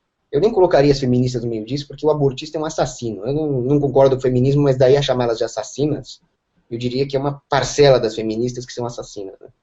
Porque o movimento feminista, se você pegar os feministas sérios, Spencer, Blake, eles nunca defenderiam uma coisa dessa. Eles estavam simplesmente defendendo que as mulheres parassem de ter os seus direitos naturais violados, e aí eu concordo. Você vê na Arábia Saudita, por exemplo, mulher sendo morta porque está sem o pano na cabeça. Nesse ponto, uma defesa dos direitos das mulheres não é nem feminismo, é simplesmente uma defesa do ser humano. Agora, querer que o bebezinho seja assassinado, Acabou é assassinado. Cogos. Bom, Só olha, uma pergunta. não, peraí, o Conde. O tópico era aborto, mas se vocês quiserem debater sobre a propriedade do corpo e a teoria de Rothman, aí, fica à vontade. Pode eu ir, vou fazer só uma pergunta ao Cogos. Você é católico, Cogos? Eu sou Católico? católico. Bom, mas a sua doutrina dizendo que o homem é somente a alma, você tá concorrendo numa heresia catarista, do catarismo. Por quê? Porque o catarismo fala que o corpo é só uma coisa que pode ser jogada. Na concepção católica, quando houver a ressurreição dos mortos, será a ressurreição do corpo e da alma. Sim, o corpo é uma parte substancial do ser humano, não somos apenas a alma, somos a alma e o corpo. Né? São dois componentes de uma unidade chamada ser humano. Tá? O ser humano não é somente a alma, o corpo não é um instrumento. O corpo faz parte do processo do elemento ontológico do ser. O corpo é... Agora, aquela questão, né, quando o Cogos criticou o direito civil, falando que é positivismo de direito de personalidade, ora, ele acabou cometendo uma contradição. Na verdade, os direitos de personalidade estão atrelados ao direito natural. Porque o que é o direito natural? O que é a lei natural? Ora, um indivíduo, ele não está predisposto a se autodestruir. Ele está predisposto a se preservar. A predisposição natural inerente ao ser humano é o quê? A sua existência. Então, quer dizer, na verdade, a legislação positiva apenas se adequa à lei natural.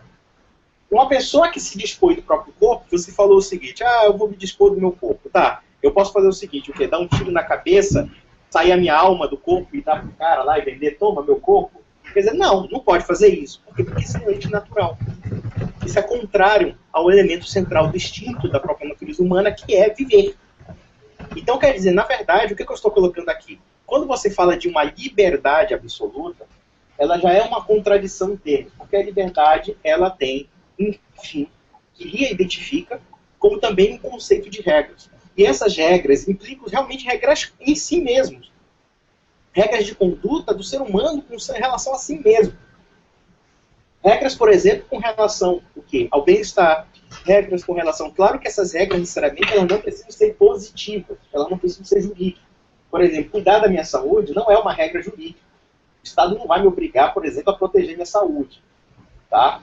Mas, dentro dos pressupostos morais da sociedade, que também são regras, elas são elementos orientadores para que a minha liberdade seja direcionada a um tipo de bem.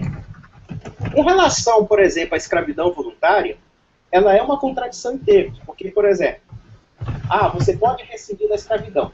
Se de repente a escravidão for perpétua, se a escravidão for perpétua, se o cara assina um contrato com uma escravidão perpétua, ele vai quebrar a perpetuidade da escravidão? Não. Porque dentro da visão do Hoffman, da visão dos próprios anarco-libertários capitalistas, o contrato é quase como força de lei inalienável e de caráter absoluto, porque a vontade e a liberdade, entre aspas, são absolutas. Porque, na verdade, e vamos analisar uma coisa do conceito de liberdade e do libertário. Vocês não sabem o que é liberdade. Vocês confundem liberdade com voluntariedade. Voluntariedade é uma coisa, liberdade é outra. E isso eu estou falando do sentido metafísico cristão, já que você é católico. Ou seja, a liberdade, ela é uma ação que implica vontade, consciência, dentro de uma justa e reta razão, visando um bem. Nem todos os atos humanos são livres. Drogado, que está dopado e bate o carro, ele não é livre. Um sujeito, por exemplo, inconsequente, ele não é livre. Porque ele não faz conforme a ordem natural das coisas. Ele faz conforme a vontade dele, só que a vontade dele é arbitrária. O que é arbitrário não é livre. Então esse que é o grande problema do conceito da liberdade aí. E aí da liberdade sobre o corpo. Meu corpo, minhas regras. A gente pode fazer o seguinte, tudo bem, tem aquela...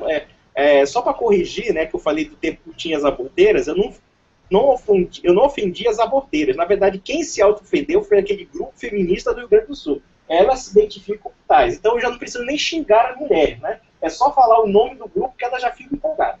Mas então, é basicamente isso. A questão é que a preservação da individualidade, ela é um elemento de direito natural. Um elemento que está positivado na lei civil. É por isso que, por exemplo, veja, como falei aqui, a autolesão não é crime. O cara cortar o próprio braço não é crime. O cara se drogar não é crime na legislação. Mas existem alguns elementos morais que são impeditivos para que essas pessoas pratiquem isso. E o corpo não é uma propriedade. No sentido de coisa, no sentido de uma disposição. Eu não posso dispor do meu corpo para viver. Muito pelo contrário, eu preciso viver junto com o corpo. E a minha alma, por assim dizer, ela está atrelada ao meu corpo de alguma forma. É claro que ela pode separar, isso aí já é uma coisa teológica que a gente vai... Cara, tem que pegar a bateria. Então, quer dizer, é claro que a gente não vai discutir aqui questão de teologia, mas, como eu já falei aqui, o corpo faz parte do próprio ser. Ela é uma parte ontológica. Né? E dentro até da concepção católica, o que? A ressurreição da carne. Por que a ressurreição da carne? Porque a carne é parte do ser. Acabou o tempo, assim. Qual você pode responder? Certo. Em primeiro lugar, Deus nos deu o livre-arbítrio. Se Deus nos deu o livre-arbítrio, quem o homem pensa que é para passar por cima dele? Então o homem tem inclusive o livre-arbítrio para pecar. Né? E, tudo bem, ele pode, com isso, ele pode acabar indo para o inferno. Ele não alcançará a salvação. Mas, mais uma vez, é um livre-arbítrio. É uma coisa de âmbito moral e pessoal. Quem o Estado, quem os políticos, quem os burocratas pensam que são para tirar uma coisa que Deus deu ao homem, que é o livre-arbítrio? Então, para começar, a maior de todas as heresias é alguém defender o Estado. Só para começar. E realmente, o Conde tem razão quando, do ponto de vista espiritual, o homem é o corpo, espírito e alma. A palavra de Deus vale para essa tricotomia. Mas quando eu falei em alma, não me referia ao sentido ontológico e espiritual da palavra, e sim ao sentido de ação, não religioso da palavra. Então, o que age no homem não é o corpo, e sim a sua intenção interna. Você pode chamar isso de alma. Agora, uma coisa é verdade, a responsabilidade sobre o corpo, a responsabilidade sobre as ações, ou seja, a palavra de Deus, vale para a tricotomia, corpo, espírito e alma. Por isso que se o homem não fizer do seu corpo um templo e abusar dele de forma imoral, se drogando, ou, sei lá, se prostituindo de uma maneira bizarra, não vai ter a salvação. Mas, de maneira nenhuma, pela questão do livre-arbítrio, isso justifica alguma intervenção da política em cima dessas ações do homem, em cima dessa questão moral. Por isso que existe a diferença entre a palavra moral e legal. Legal é apenas aquilo que se refere aos direitos de vida, liberdade e propriedade do próximo que você não pode violar e acabou. Senão não tem como viver. Não tem sociedade. Não tem societas. Moral é uma coisa de âmbito pessoal, de foro íntimo. O Estado não tem que se meter nisso. Aliás, o Estado não tem que nem existir, muito menos se meter nessa área. Mesmo porque a justificativa que os minarquistas dão para a existência do Estado é segurança e justiça para quem violar essa segurança. Não tem nada a ver com o âmbito moral do uso do corpo, né? Então, quando o Estado regula como o homem vai utilizar o seu corpo, o que ele está fazendo é o pior tipo de profanação que existe, porque ele está profanando o templo que é o corpo. Isso equivale a queimar uma igreja, isso equivale a invadir um monastério e matar todo mundo lá dentro. Então, a questão da positivação da lei, que o Conde falou, que ela reflete a lei natural, isso também não é verdade. Porque se a legislação positivada simplesmente refletisse a lei natural, ela não precisaria ser positivada. Teria que simplesmente ter normas escritas para ressaltar isso, e as pessoas voluntariamente se associariam a instituições jurídicas de aplicação privada da lei natural, e não existiria sequer a expressão lei positivada. A lei positivada, portanto, não é uma lei, porque a lei ela é deduzida através de uma reflexão moral, através de uma reflexão lógica, enquanto que a legislação positivada ela não precisa passar por essa reflexão, por esse crivo. Ela simplesmente precisa que um burocrata pesadamente armado escreva palavras no papel e imponha elas à sociedade. Por isso que o direito civil não faz sentido. O único direito que existe é o direito penal. Se você violar a vida e liberdade e propriedade do próximo, você está cometendo um crime. Isso pode ser um crime leve, uma infração, uma quebra de contrato, ou pode ser um latrocínio, um estupro seguido de morte, um terrorismo nuclear. Mas o único direito que existe é o direito penal e as suas variações e as suas especializações técnicas. Quando ocorreu essa violação, o contrato foi ou não quebrado, então surgiriam diversas áreas do direito, direito de contratos empresariais, direito de penal pesado, né? Se houve estupro, se não houve estupro, qual vai ser a pena. Mas, em suma, não pode existir nenhuma outra área do direito, seja ela civil, trabalhista, senão ela vai estar legislando em cima de direitos positivos. E como nós já vimos aqui nesse mesmo debate, direitos positivos não são direitos. Simplesmente isso. Então, a diferença entre liberdade e voluntariedade é simples. A liberdade se refere ao seu comportamento de poder fazer o que quiser, desde que você não viole esse mesmo direito do próximo. Então, você tem a liberdade, e se todos tiverem liberdade, você não pode passar por cima disso. Voluntário significa que em nenhum momento houve conflito. Então, é aquilo que é desejável. O voluntarismo é desejável. Claro que ele não vai existir. Alguém vai incorrer em ações não voluntárias. Alguém vai impor alguma coisa no outro através de coerção e ele vai ser punido. Isso não vai ser voluntário. Mas seja quais forem as atitudes tomadas, seja qual for essa busca pelo que é correto, ela tem que se dar tendo em mente a liberdade, tendo em mente aquilo que o eticista Herbert Spencer definiu, a ética como uma linha guia para as ações humanas. Nós não somos perfeitos, nós não somos Deus, mas nós temos pelo menos que tentar nos ater a essa linha ética que o Herbert Spencer definiu e chegar o mais próximo possível delas. Você pode pecar pela sua falta de perícia, mas não pela sua falta de intenção em fazer cumprir a lei natural. Acabou Para fazer cumprir. Paulo. O próximo assunto é casamento gay. E é você que começa, Paulo. Bom, casamento gay, eu vou mais uma vez fazer aquilo que eu sempre faço, começar pelos argumentos éticos. Primeiro, rejeitando a palavra casamento gay, porque a palavra casamento gay é uma armadilha.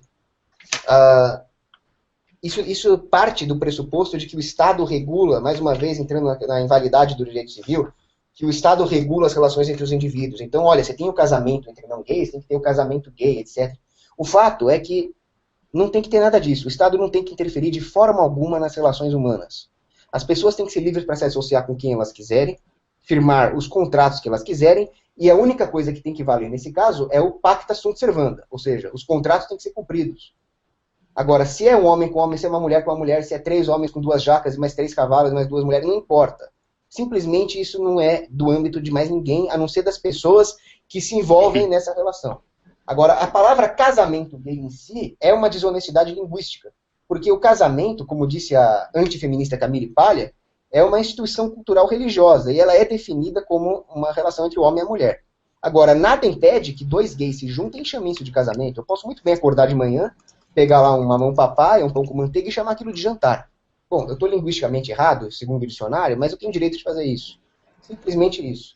Agora, quando alguém quer proibir que 2 gays se juntem em nome de seja lá o que for, da moral, por exemplo, primeiro, não existe moralidade em usar de agressão contra um comportamento pacífico. Então, é contraditório que alguém defenda uma agressão dessa em nome da moralidade. Segundo, que para que exista uma família tradicional que os conservadores de direita defendem, é preciso que haja competição, ou seja, é preciso que existam parâmetros comparativos. Você não vai conseguir definir um parâmetro moral como sendo melhor que aquele se não houver competição. E para isso não tem que ter nenhuma intervenção do Estado em relação a que tipo de família, que tipo de relações, que tipo de casamento tem que haver. Como disse Chesterton, a família é uma instituição anarquista. A família tradicional surgiu como um arranjo espontâneo porque fazia bem para as partes envolvidas. Se você impedir que exista relações alternativas, famílias alternativas, que seja, você está impedindo essa comparação moral. Né? E aí cai naquilo que eu falei do socialismo moral. Então o que eu defendo é que o Estado pare de regular a união entre as pessoas. É que não exista mais casamento em cartório. Que simplesmente as pessoas firmem os seus contratos em tribunais privados, elas podem casar na religião que elas quiserem, e fica sendo também de direito das religiões, dos seus representantes, dos templos, aceitar ou não um determinado tipo de união, de matrimônio. Então a Igreja Católica tem todo o direito de falar, eu não quero casar gays na minha igreja. É um direito da Igreja Católica. Os gays têm todo o direito de fundar uma outra igreja e casar nessa igreja. E eles têm direito de chamar isso como quiser, embora não esteja correto do ponto de vista do dicionário. Né? Mas, em suma, se não houver competição entre as várias formas de família, de união e de moralidade, nós não vamos saber qual que é a melhor. Nós não vamos saber qual que funciona melhor. E mesmo porque o que funciona melhor ou não varia de indivíduo para indivíduo. Se para 2 homens funciona a união gay, quem é você para falar que não? Só eles vão saber. Enquanto isso, o Estado está destruindo a família tradicional.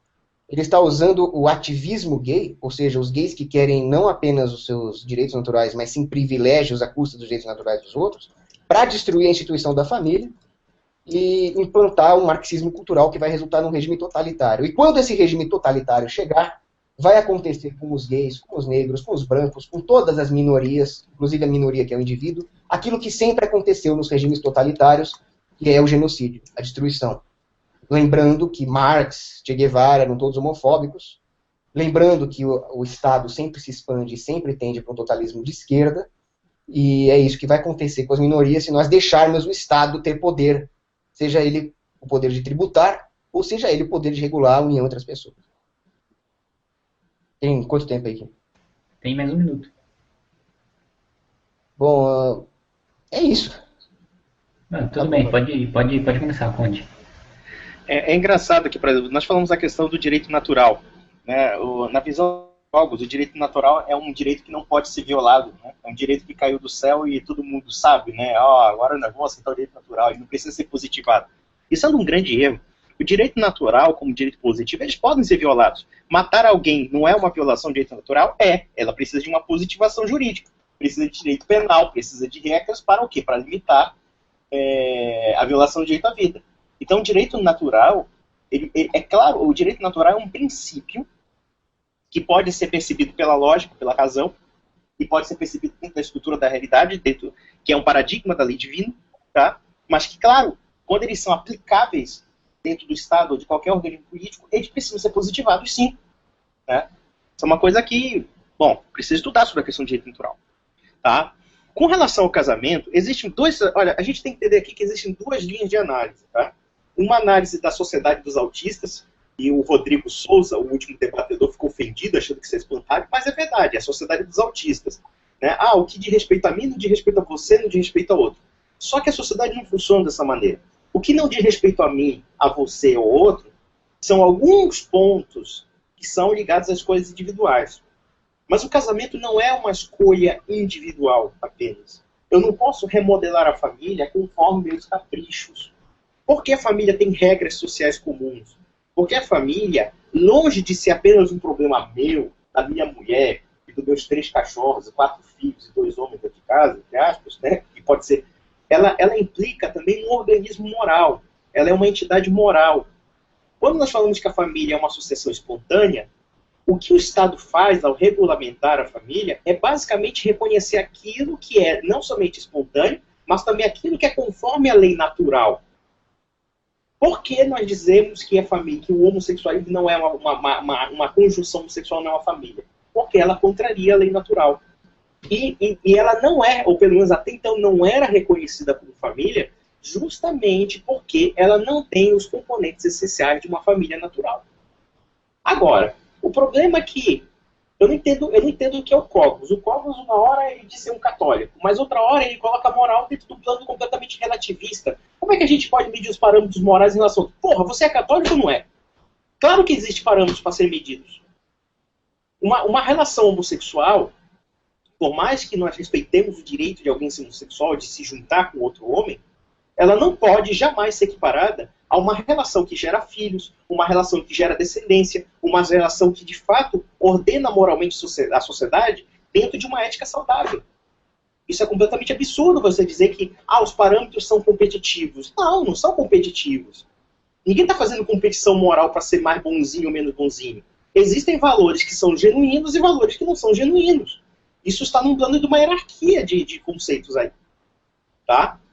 Então, quer dizer, a questão da família não é um parâmetro comparativo de ser bom ou mal. Apenas. É uma questão de juízo de valor mesmo. Né? Ora, ninguém está fazendo competição para dizer que uma família é melhor ou pior do que a outra, mas sim analisando dentro do plano da estrutura da realidade, dentro dos fatos, que durante milênios nós tivemos uma estrutura familiar, uma estrutura monogâmica, uma estrutura que tem homem e mulher, laços de consanguinidade, e uma outra estrutura que, por essência, ela não se consuma, que é uma estrutura estéril. Uma estrutura que, se for aplicada a toda a sociedade, vai acabar com a sociedade, que é a estrutura do homossexualismo. Então são duas coisas diferentes. O Olavão lá, nosso grande amigo Olavão, falou uma coisa interessante, que a família homossexual ela é um capricho. A família heterossexual ela é uma necessidade da existência da espécie. Você pode dispensar o homossexualismo, mas você não pode dispensar o comportamento do homem ou mulher sexualmente. Uma coisa é algo que é inerente à nossa existência, à nossa percepção da espécie. Outra coisa é um capricho sexual, um desvio sexual que você quer levar dentro do plano de valores, inclusive no sentido de uma subversão social. Aí eu pergunto, qual é o elemento prático do libertarianismo de combater a revolução cultural comunista, socialista e marxista? Nenhum. Porque fica nesse plano do relativismo. O plano do relativismo moral. Né? O arranjo, veja, se alguém, olha, no Brasil, se um cara quiser viver com 3 mulheres, não é ilegal, assim, não é legal o cara viver com 3 mulheres. O que é legal é ele casar-se com 3 mulheres. Ou seja, a poligamia é crime. Ou seja, se ele registrar publicamente que aquilo é um casamento, é crime. É crime. Mas ele pode ter um conluio, uma suruba e ninguém está nem aí para ele. Agora, o problema é você elevar esse plano comportamental e dizer que isso não tem uma influência social. Ora, se nós estamos mudando a estrutura da família, naturalmente nós estamos mudando a estrutura ética de toda uma sociedade. Acabou o tempo, Conde. Cogos pode responder. Em primeiro lugar, é claro que violações de direitos naturais ocorrem. Elas não são impossíveis fisicamente. Mas o que nós não podemos confundir é física mecânica com a ética. Então, se eu pegar um fuzil e disparar em direção ao inocente, a arma vai disparar e o projétil vai matar o inocente. Acabou. Isso é física. Se o tiro de fuzil fizesse uma trajetória em forma de parábola e errasse o inocente, seria uma violação da lei da física. Mas, independente de tudo, matar esse inocente é uma violação da ética, porque aquele inocente não concordou em ser morto, e simplesmente por isso. Ele tinha direito ao próprio corpo, e o corpo dele foi perfurado por um tiro de fuzil. Acabou. Aquele ser humano não concordou. Dizer que o direito à vida não é absoluto, dizer que o direito natural precisa ser positivado, por seja lá que número arbitrário de pessoas for, é aquela falácia da democracia. A democracia que é a pior forma de governo que existe, onde a sua propriedade está sujeita aos caprichos da turba esta manipulada por uma oligarquia política. Então é muito perigoso esse argumento de dizer que o direito natural não caiu do céu, porque realmente eu sou um justnaturalista clássico. São Tomás de Aquino, o direito veio do Senhor. E o homem pensa que é quem para violar. Muito bem. Nenhuma família contraria a lei natural, porque a lei natural diz exatamente que a vida, a liberdade e a propriedade são invioláveis. Qual é a vítima de um casamento gay? Não existe vítima. Quando 2 gays se juntam, não é casamento, né? Mas quando 2 gays se juntam, quem é a vítima? Quem é o inocente que teve a sua vida, liberdade e propriedade violadas? Ninguém. E aí o Conde fala em ética saudável. A ética é justamente respeitar esses direitos e querer violar esses direitos dos gays é antiético. Né? Agora, ele fala em uma superioridade moral da família tradicional. Ele critica o relativismo moral. Olha, eu sou um anarcocapitalista com valores tradicionais. Eu realmente acho que a família tradicional tem a sua superioridade e é por isso que ela venceu a competição de mercado. Agora, qual é o mérito em você ser um cara de moral tradicional se essa moral tradicional for imposta pelo Estado? Qual é o seu mérito em relação a isso? O Conde fala que são valores, e que alguns valores são genuínos e outros valores não são genuínos. Mas a própria definição de valor, a própria natureza do conceito de valor é uma natureza subjetiva, de foro íntimo também. Então, quando uma pessoa fala que determinados valores são genuínos ou não, aquilo é o valor dela, subjetivo, só dela. Ela não pode impor esses valores aos outros, diferentes dos direitos naturais, que são objetivos e, portanto, não podem ser violados. E ele fala que não, que a família não é uma competição, não existe esse negócio de competir. Por que não existe esse negócio de competir? Todo mundo adora a competição, né? Competição esportiva, competição no vestibular. Por que a moralidade também não pode ser competitiva? As famílias têm que competir, sim, os arranjos familiares. O cara se junta com 2 mulheres vagabundas, tem um monte de filho, não dá bola para os filhos, eles acabam virando drogado. O outro casou com uma mulher certinha, teve os filhos, deu bronca, deu chinelada, deu certo. Eles competiram, sim, vamos supor que os 2 fossem amigos de faculdade. Um se ferrou e o outro se deu bem. Muito bem, é assim que tem que ser mesmo, é competição, é capitalismo mesmo. Né? E aí ele fala que se todo mundo for homossexual, a sociedade acaba. Realmente, se todo mundo for homossexual, a sociedade acaba. Se todo mundo for médico e ninguém for agricultor, a sociedade também acaba. Não é por isso que o médico não é genuíno. A questão é, nós temos que buscar a felicidade humana. E o valor básico para que se alcance a felicidade é a liberdade. Né? Um gay não tem direito de ser feliz, ele não é ser humano. Jesus Cristo falou para você amar os gays, sim, você que é católico. Agora, o Conde falou que a poligamia é crime. Não, a poligamia não é crime. A poligamia é perseguida por uma gangue chamada Estado, que escreveu num pedaço de papel que é crime, mas não é. Simplesmente porque nós vivemos numa sociedade tão hipócrita que se você tiver várias mulheres ao longo da vida, tudo bem, desde que você largue uma para ficar com a outra. Elas não podem ser simultâneas. E você falou que o cara pode levar uma vida de orgias com várias parceiras, né? Isso ele pode, realmente. Mas se em vez de levar uma vida de orgia com várias parceiras, ele quiser colocar todas debaixo do mesmo teto e dar comida e roupa lavada para elas, aí é crime, né? Aí o Estado proíbe. Então eu acho que isso tudo é uma grande hipocrisia. É isso. Tem réplica? O Cogos ainda tem 2 minutos. Tem mais 2 minutos? Eu acho que não tem mais o que falar desse tema. Eu acho que a gente pode partir para o próximo.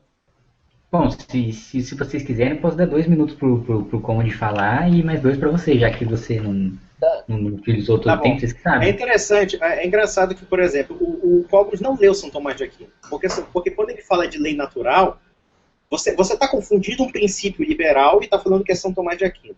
Quando nós falamos de vida, liberdade e propriedade como direitos naturais, nós estamos falando de qualquer tipo de vida, ou pelo menos de ação dentro da vida, ela tem regras. Por exemplo, quando falamos da vida, a vida é um direito natural absoluto. Ele é absoluto? Não, ele não é absoluto.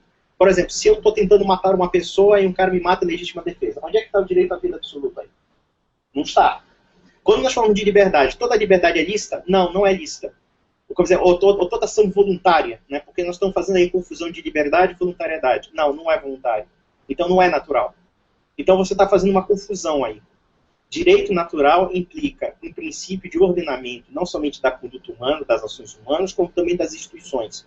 A família natural distingue da família não natural. Ou pelo menos não existe outra família senão aquela que se consagra como natural. Então, por exemplo, você achar que nós vamos fazer uma competição capitalista de ética, tudo bem. Então nós podemos fazer dentro dessa competição, e digamos que essa competição prevaleça a sociedade dos promíscuos, dos bandidos, etc. E vamos ver onde é que a sociedade vai chegar. Não é uma questão competitiva a ética. A ética, ela tem um substrato hierárquico permanente. Ou seja, alguns valores são superiores aos outros. Isso não precisa de competição. Se for para competir também, a gente pode competir o homem honesto com o bandido, o canalha, etc. E pronto, tá? A questão que você falou de Jesus Cristo amar os gays, concordo. Jesus Cristo amava os gays, mas odiava o pecado. E quando a família é defendida juridicamente, você não está reconhecendo que a família ela está inserida dentro de um conjunto da sociedade que forma indivíduos, que forma como esses indivíduos vão agir perante um determinado padrão ético e moral, e você achar que, por exemplo, não, se o cara ficar com 3 mulheres e os filhos forem recalcados, foda-se. Não é assim que funciona. Não é assim que funciona por uma razão muito simples. Porque a família implica direitos e deveres, implica compromissos. Não é capricho voluntarista. Não é capricho voluntarista. Pode responder, Cogos, 2 minutos. Conde, quando você fala que se liberar qualquer tipo de relação entre as pessoas, você vai ter uma sociedade de prostitutas, de promíscuos, de zumbis, é a mesma coisa que falar que se você deixar o mercado livre, o empresário vai torrar todo o seu capital, não vai reinvestir na empresa, e aí os bens de capital vão ser queimados, e aí o cara vai precificar o bem dele no mercado errado. Olha, tem muito empresário que faz isso mesmo, é por isso que alguns empresários têm prejuízo. Só que a maioria deles está buscando lucro, e os empresários são competentes em buscar o lucro. Você mesmo falou que os homens tentam se preservar, tentam buscar o seu próprio interesse. O interesse do empresário não é lucrar? Então, quando uma pessoa se relaciona com a outra para formar uma família, qual é o interesse delas? Se acabar? Não. O interesse delas é um interesse de ajuda mútua, motivada ou pelo amor, ou por um interesse financeiro que seja. Mas, em geral, eles vão tentar formar boas famílias, e é por isso que a família emergiu de uma competição primeva, onde não existiam muitas instituições, o homem estava lá caçando pelas planícies, não existiam instituições nem coletivas como Estado, nem voluntárias, mas a família emergiu, não precisou de nenhuma regulação estatal para haver família. Então, por que você acha que o Estado tem que regular a família? Você não acha que é uma coisa bem perigosa isso? Oi, Kim? Isso é uma pergunta para mim? Não, tô falando. Então, o Estado regular a família, você abre o pior dos precedentes. Agora, quando você fala que, uma competição vai ter uma competição entre um bandido e um homem honesto? Não, porque aí você está fugindo das regras da competição. Desde o começo eu defini as regras da competição como sendo o respeito aos direitos naturais. Um bandido não está respeitando essas regras. Um Estado não está respeitando essas regras. Um burocrata que imponha uma coerção moral não está respeitando essas regras. Então a competição vai se dar, sim, no âmbito da liberdade. Ela é o éter onde se dá a competição. Agora, se o São Tomás de Aquino, ao falar sobre direitos naturais, e que eu li, não aplicou isso na sua filosofia política, esse é outro problema. O Thomas Hobbes também não levou as últimas consequências quando ele falou que o homem tem direito de resistir a um assassinato estatal. O Hayek também não levou as últimas consequências o que ele falou sobre economia, senão ele teria defendido a justiça privada, a defesa privada. Acabou o tempo, Paulo. Agora são as considerações finais, cada um vai ter 5 minutos, vocês podem falar sobre o tema que vocês quiserem aí, finalizar. Bom, eu vou começar, eu vou finalizar então. Eu vou começar. Bom, com relação à questão de direito natural, lei natural e lei positiva, acredito que o Locogos precisa ler mais São Tomás de Aquino, porque São Tomás de Aquino fazia uma divisão muito substancial, inclusive baseado no direito romano e na filosofia grega. Ou seja, existe o direito positivo, que é o direito aplicável aos povos e às culturas, e existe a lei natural, que são os princípios comuns que são encontrados em várias culturas, que são o quê? São princípios que são encontrados dentro da conduta humana, como um todo, no conjunto, né? Então é preciso realmente estudar isso, porque ele está fazendo uma confusão entre o que São Tomás Aquino dizia e o que Hoppe e outros dizem. Tá? Com relação à competição de valores éticos, primeiro, o bandido também tem concepções éticas, ainda que distorcidas. A questão da lei natural, propriamente da que ele está falando, é o seguinte: ora, se dentro da competição ética existe inúmeras regras que podem ser justapostas, inclusive regras que não são éticas, porque você está falando o seguinte, você está falando que uma família promíscua pode se competir eticamente com uma família não promíscua, tá? Uma família incestuosa. Então você não está dizendo aí uma competição ética, você está falando de uma comissão ética e de uma não ética, né? Porque a ética, ela visa um bem genuíno. Quando você fala de valores objetivos da liberdade, você está falando um princípio liberal, você não está falando um princípio católico e nem um princípio tomista. Primeiro, a liberdade não é um fim em si mesmo. A liberdade não é um princípio. A liberdade é um meio. O que nós temos que discutir esse princípio é como essa liberdade se justapõe, como essa liberdade se direciona. E esses princípios, eles são aplicáveis não somente à ação livre, como também às instituições, como a família. Você falou que não, a família nunca precisou de regulamentação. Poxa, meu amigo, vai ler a Bíblia. Lê a Bíblia. Quem é que regulamentava o mundo antigo? Quem regulamentava era o quê? Os anciãos, as sociedades dos anciãos, os patriarcas, etc., baseado numa lei divina, numa lei revelada, certo? E você acha que dentro dessa revelada havia uma competição de comportamentos sexuais? Não havia não. Havia um conceito de direito natural que reconhecia que uma família era assim e não era de outra forma. E as outras relações eram repudiadas. Ou no máximo marginalizadas. Então você está fazendo umas confusões terríveis aí. Umas confusões terríveis. Quando você faz uma analogia entre livre mercado e relações humanas, você está pegando o seguinte: você pegou dois princípios. Uma, a liberdade como um fim em si mesmo, e outra, o livre mercado como princípio acima de outros elementos das relações humanas. Isso aí é uma coisa maluca. Primeiro que nós não estamos discutindo competição econômica. Competição econômica está ligado ao quê? A bens e serviços. Mas a questão ética não está ligada a um serviço que é vendido. Que nem sempre é bom, diga-se de passagem. A concepção ética e moral está falando da questão de valores que são objetivos de conduta humana.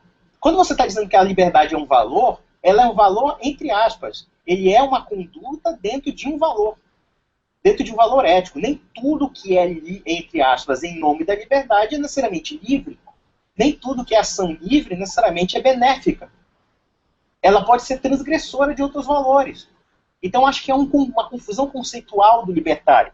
Eu acho que o mal do Cogos é o seguinte: o Cogos ele tem um lado bom. Ele pelo menos se diz católico. Resta ele ler um pouco a doutrina social da igreja, a doutrina política, etc. Não com o olho de libertário, mas com o olho de um católico. O que ele está falando aqui é o seguinte: ele na verdade é um libertário convicto. É um libertário com todas as deficiências de um libertário. Ou seja, ele faz confusão sobre conceitos valorativos, ele faz uma confusão sobre conceitos políticos, da filosofia política, né? Inclusive, por exemplo, quando nós falamos da regulamentação ou não regulamentação do casamento, essa regulamentação existe desde que mundo é mundo. É só ler, por exemplo, o Pentateuco, ler a Torá, é só ler as regras do direito canônico e tudo. Claro, é claro que família tem regras, porque é vida social não, é imprescindível das regras, e imprescindível, inclusive, daquelas pessoas que impõem essas regras.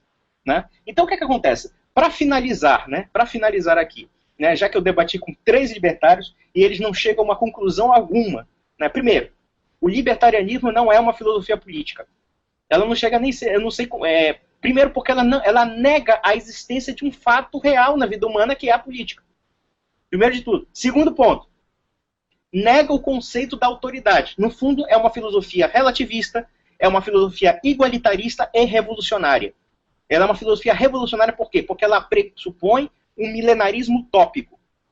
Né? Ela pressupõe, através de uma perspectiva ideal da realidade, que ele quer que a realidade se adeque a essas perspectivas ideais, né? Colocando o mercado como um fator, né? O homo economicus como um fator praticamente definidor de toda a conduta humana, e a partir daí ele acha que vai conduzir ao paraíso terreno. E tem o terceiro ponto, o utilitarismo moral.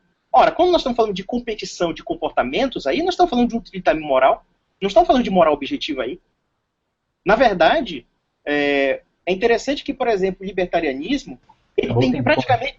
Só para terminar, ele tem, o próprio Cogos pode também falar com mais tempo. Pode. Só para finalizar. O libertarianismo, na verdade, é uma filosofia materialista, porque ela parte de utilitarismo econômico, né?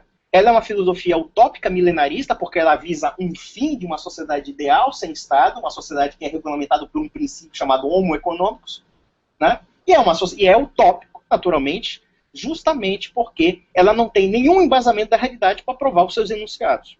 É isso que eu termino, e eu agradeço, inclusive, a paciência de todos por me ouvirem. Pode ir, Cogos. 6 minutos. Eu só achei engraçado quando o Conde falou no começo que o bandido tem uma concepção ética distorcida. Não, ele não tem nenhuma consideração pelos princípios éticos. Ele não tem nenhuma consideração pela vontade da vítima. Então, esse argumento de que o bandido tem uma concepção ética distorcida me lembra muito os argumentos, com todo respeito, né, me lembra muito os argumentos da Maria do Rosário. Que não é possível. A própria Hannah Arendt, quando escreveu Eichmann em Berlim, falou, não, Eichmann achava que ele estava sendo correto seguindo ordens. Então, você vai justificar o comportamento ético de um cara como o Eichmann? Não. A ética é absoluta. A ética é objetiva e imutável. Qualquer violação dela é um crime. E aí sim, nós temos do lado do estatismo um utilitarismo moral, não do lado do libertário. Porque, para o libertário, a moralidade é uma coisa individual que tem a ver com seus valores, desde que ela respeite as regras éticas, essas sim são absolutas. Agora, querer falar que não, a moralidade tem que ser imposta porque vai gerar o bem comum, porque vai gerar os resultados desejados, isso é a própria definição de utilitarismo. Isso vai totalmente contra a deontologia, que é o que, em geral, os libertários seguem. Porque os libertários utilitaristas não são realmente libertários puros, né? Eu sou um libertário deontologista, apesar de eu ser no âmbito da metaética, eu ser um consequencialista. Afinal, a deontologia é aquilo que gera o melhor resultado para todos os seres humanos. Então, quando o Conde acusa o libertarianismo de utopia, pelo contrário, para os libertários, o Estado é apenas mais um dos inúmeros problemas que a sociedade tem para resolver. Não significa que, uma vez abolido o Estado, acabou. Nós estamos no paraíso terreno. Não. Uma vez abolido o Estado, tem vários outros problemas que nós vamos ter que resolver, mas nós vamos poder resolver esses problemas em liberdade. A liberdade não é, ao contrário do que dizem os conservadores como Russell Kirk, e aí ele comete um grande erro, o fim máximo da humanidade. A liberdade, pelo contrário, é o conceito mais básico que existe. É onde os valores mais altos podem ser alcançados, desde que haja liberdade e desde que não haja uma instituição capaz de brincar com a liberdade. Né? E, ao contrário do que ele diz, o libertarianismo não é nem de longe uma filosofia materialista, porque se ele fosse uma filosofia materialista, ele não concordaria, por exemplo, com uma sociedade como a de Cristiânia, onde o pessoal vai lá para fumar maconha e vagabundear. Só que o libertário fala que eles têm todo o direito de fazer isso, porque vagabundear e fumar maconha é aquilo que maximiza a utilidade deles naquele momento, naquele espaço de tempo. Se isso vai aumentar o capital acumulado, se isso vai gerar tecnologia aeroespacial ou a cura do câncer, não está interessando para a filosofia libertária. Pode interessar, talvez, para outros tipos de profissionais, mas não quando se trata de uma filosofia. E realmente o Conde tem razão, não se trata de uma filosofia política, se trata de uma filosofia de vida. porque ele é uma filosofia antipolítica, ele rejeita a política no sentido de que ela é um crime per se. E quando nós olhamos de novo para a Bíblia, nós vemos que Deus deu ao homem o livre-arbítrio para ele fazer aquilo que ele quiser, mas sim, existe o pecado. Portanto, a Bíblia não é uma legislação que vai impor uma regra, que vai punir com coerção aqueles que não seguirem os princípios. Ela é sim uma recomendação moral. A não ser, é claro, os 10 mandamentos. Os 10 mandamentos, sim, são leis que têm que ser seguidas, e nela diz: não matarás, não roubarás. E matar e roubar é exatamente aquilo que o Estado é especialista em fazer. O modelo que Deus propôs para o povo hebreu era uma anarquia. Profetas como guias morais do povo e famílias surgindo espontaneamente como células sociais morais, não para serem reguladas. E aí o povo hebreu pecou ao demandar um governo. E aí cá estamos, né, na perdição estatista. A única maneira de resolver isso é se nós colocarmos na cabeça o seguinte conceito: nós decidimos o que fazer com os nossos recursos, com o nosso corpo, e nós temos a capacidade de fazer isso da melhor forma possível, não o Estado. Nós vamos cometer erros? Claro que vamos. Só que nós vamos ser os únicos responsáveis por esses erros. Nós vamos cometer acertos? Vamos. E nós vamos ser aqueles que vão colher os frutos desse acerto na sua totalidade, sem que o Estado decida o que fazer com os frutos desse acerto. Agora, querer que o Estado controle a conduta dos seres humanos através de legislação positivada é pedir para que eles sejam distorcidos. Como disse o jurista Black, a Constituição do Estado é uma ferramenta para tirar das pessoas o foco que é na busca pela ética natural, na busca pelo direito natural, e colocar o foco, né, o foco das pessoas no cumprimento de artigos, de parágrafos, de incisos. E aí nós temos uma incerteza jurídica. Se nós pegarmos um grande jurista, como foi o Bruno Leone, ele vai nos mostrar o seguinte: a incerteza aumenta quando as decisões jurídicas são centralizadas numa autoridade. Mas quando as pessoas, demandando segurança jurídica, demandando respeito pelos seus direitos naturais, se associam nas comunidades próximas dos seus entes queridos e assim fazem valer a lei natural da melhor maneira possível, que obviamente não vai ser uma maneira perfeita, nós vamos ter assintoticamente uma aproximação a um respeito aos direitos naturais cada vez maior, uma certeza jurídica cada vez maior, e não as arbitrariedades cometidas pelo Estado, né? Portanto, voltemos à Bíblia novamente, quando ela fala o seguinte: não confieis nos príncipes, nem nos filhos dos homens em quem não há salvação. A salvação está na busca pelas palavras de Jesus Cristo, de não farás ao próximo aquilo que você não quer que façam consigo mesmo. Se você não quer ser governado, se você não quer que os seus direitos naturais sejam violados, não queira fazer isso com o próximo, né? Não queira colocar o seu destino na mão de generais, de reis, de presidentes, de seja lá quem for, que tipo de burocrata, que tipo de psicopata social que for. Você tem que buscar isso por si próprio. E o mercado sempre foi extremamente eficiente em fazer isso. O mercado não é simplesmente trocar laranja por cenoura lá na feira. O mercado é um arcabouço ético, legal, cultural, de associações voluntárias, onde as pessoas vão tentar fazer as associações. Então é isso aí, um abraço. Obrigado pelo... Só uma coisa, sim, pode falar, Cogos. Não, aí por fim eu quero agradecer aí a oportunidade do debate, agradecer ao Kim, ao Conde e ao Felipe Altamir, que foi quem me convidou. Só uma coisa, Cogos, mas Paulo em Romanos já dizia que as autoridades são emanadas de Deus, lembre-se disso. E vai estudar a doutrina católica, porra. Um abraço, meu querido. Bom, obrigado aos dois por terem aceitado o convite. Obrigado a todo mundo que acompanhou no debate e boa noite a todos. Boa noite. Boa noite.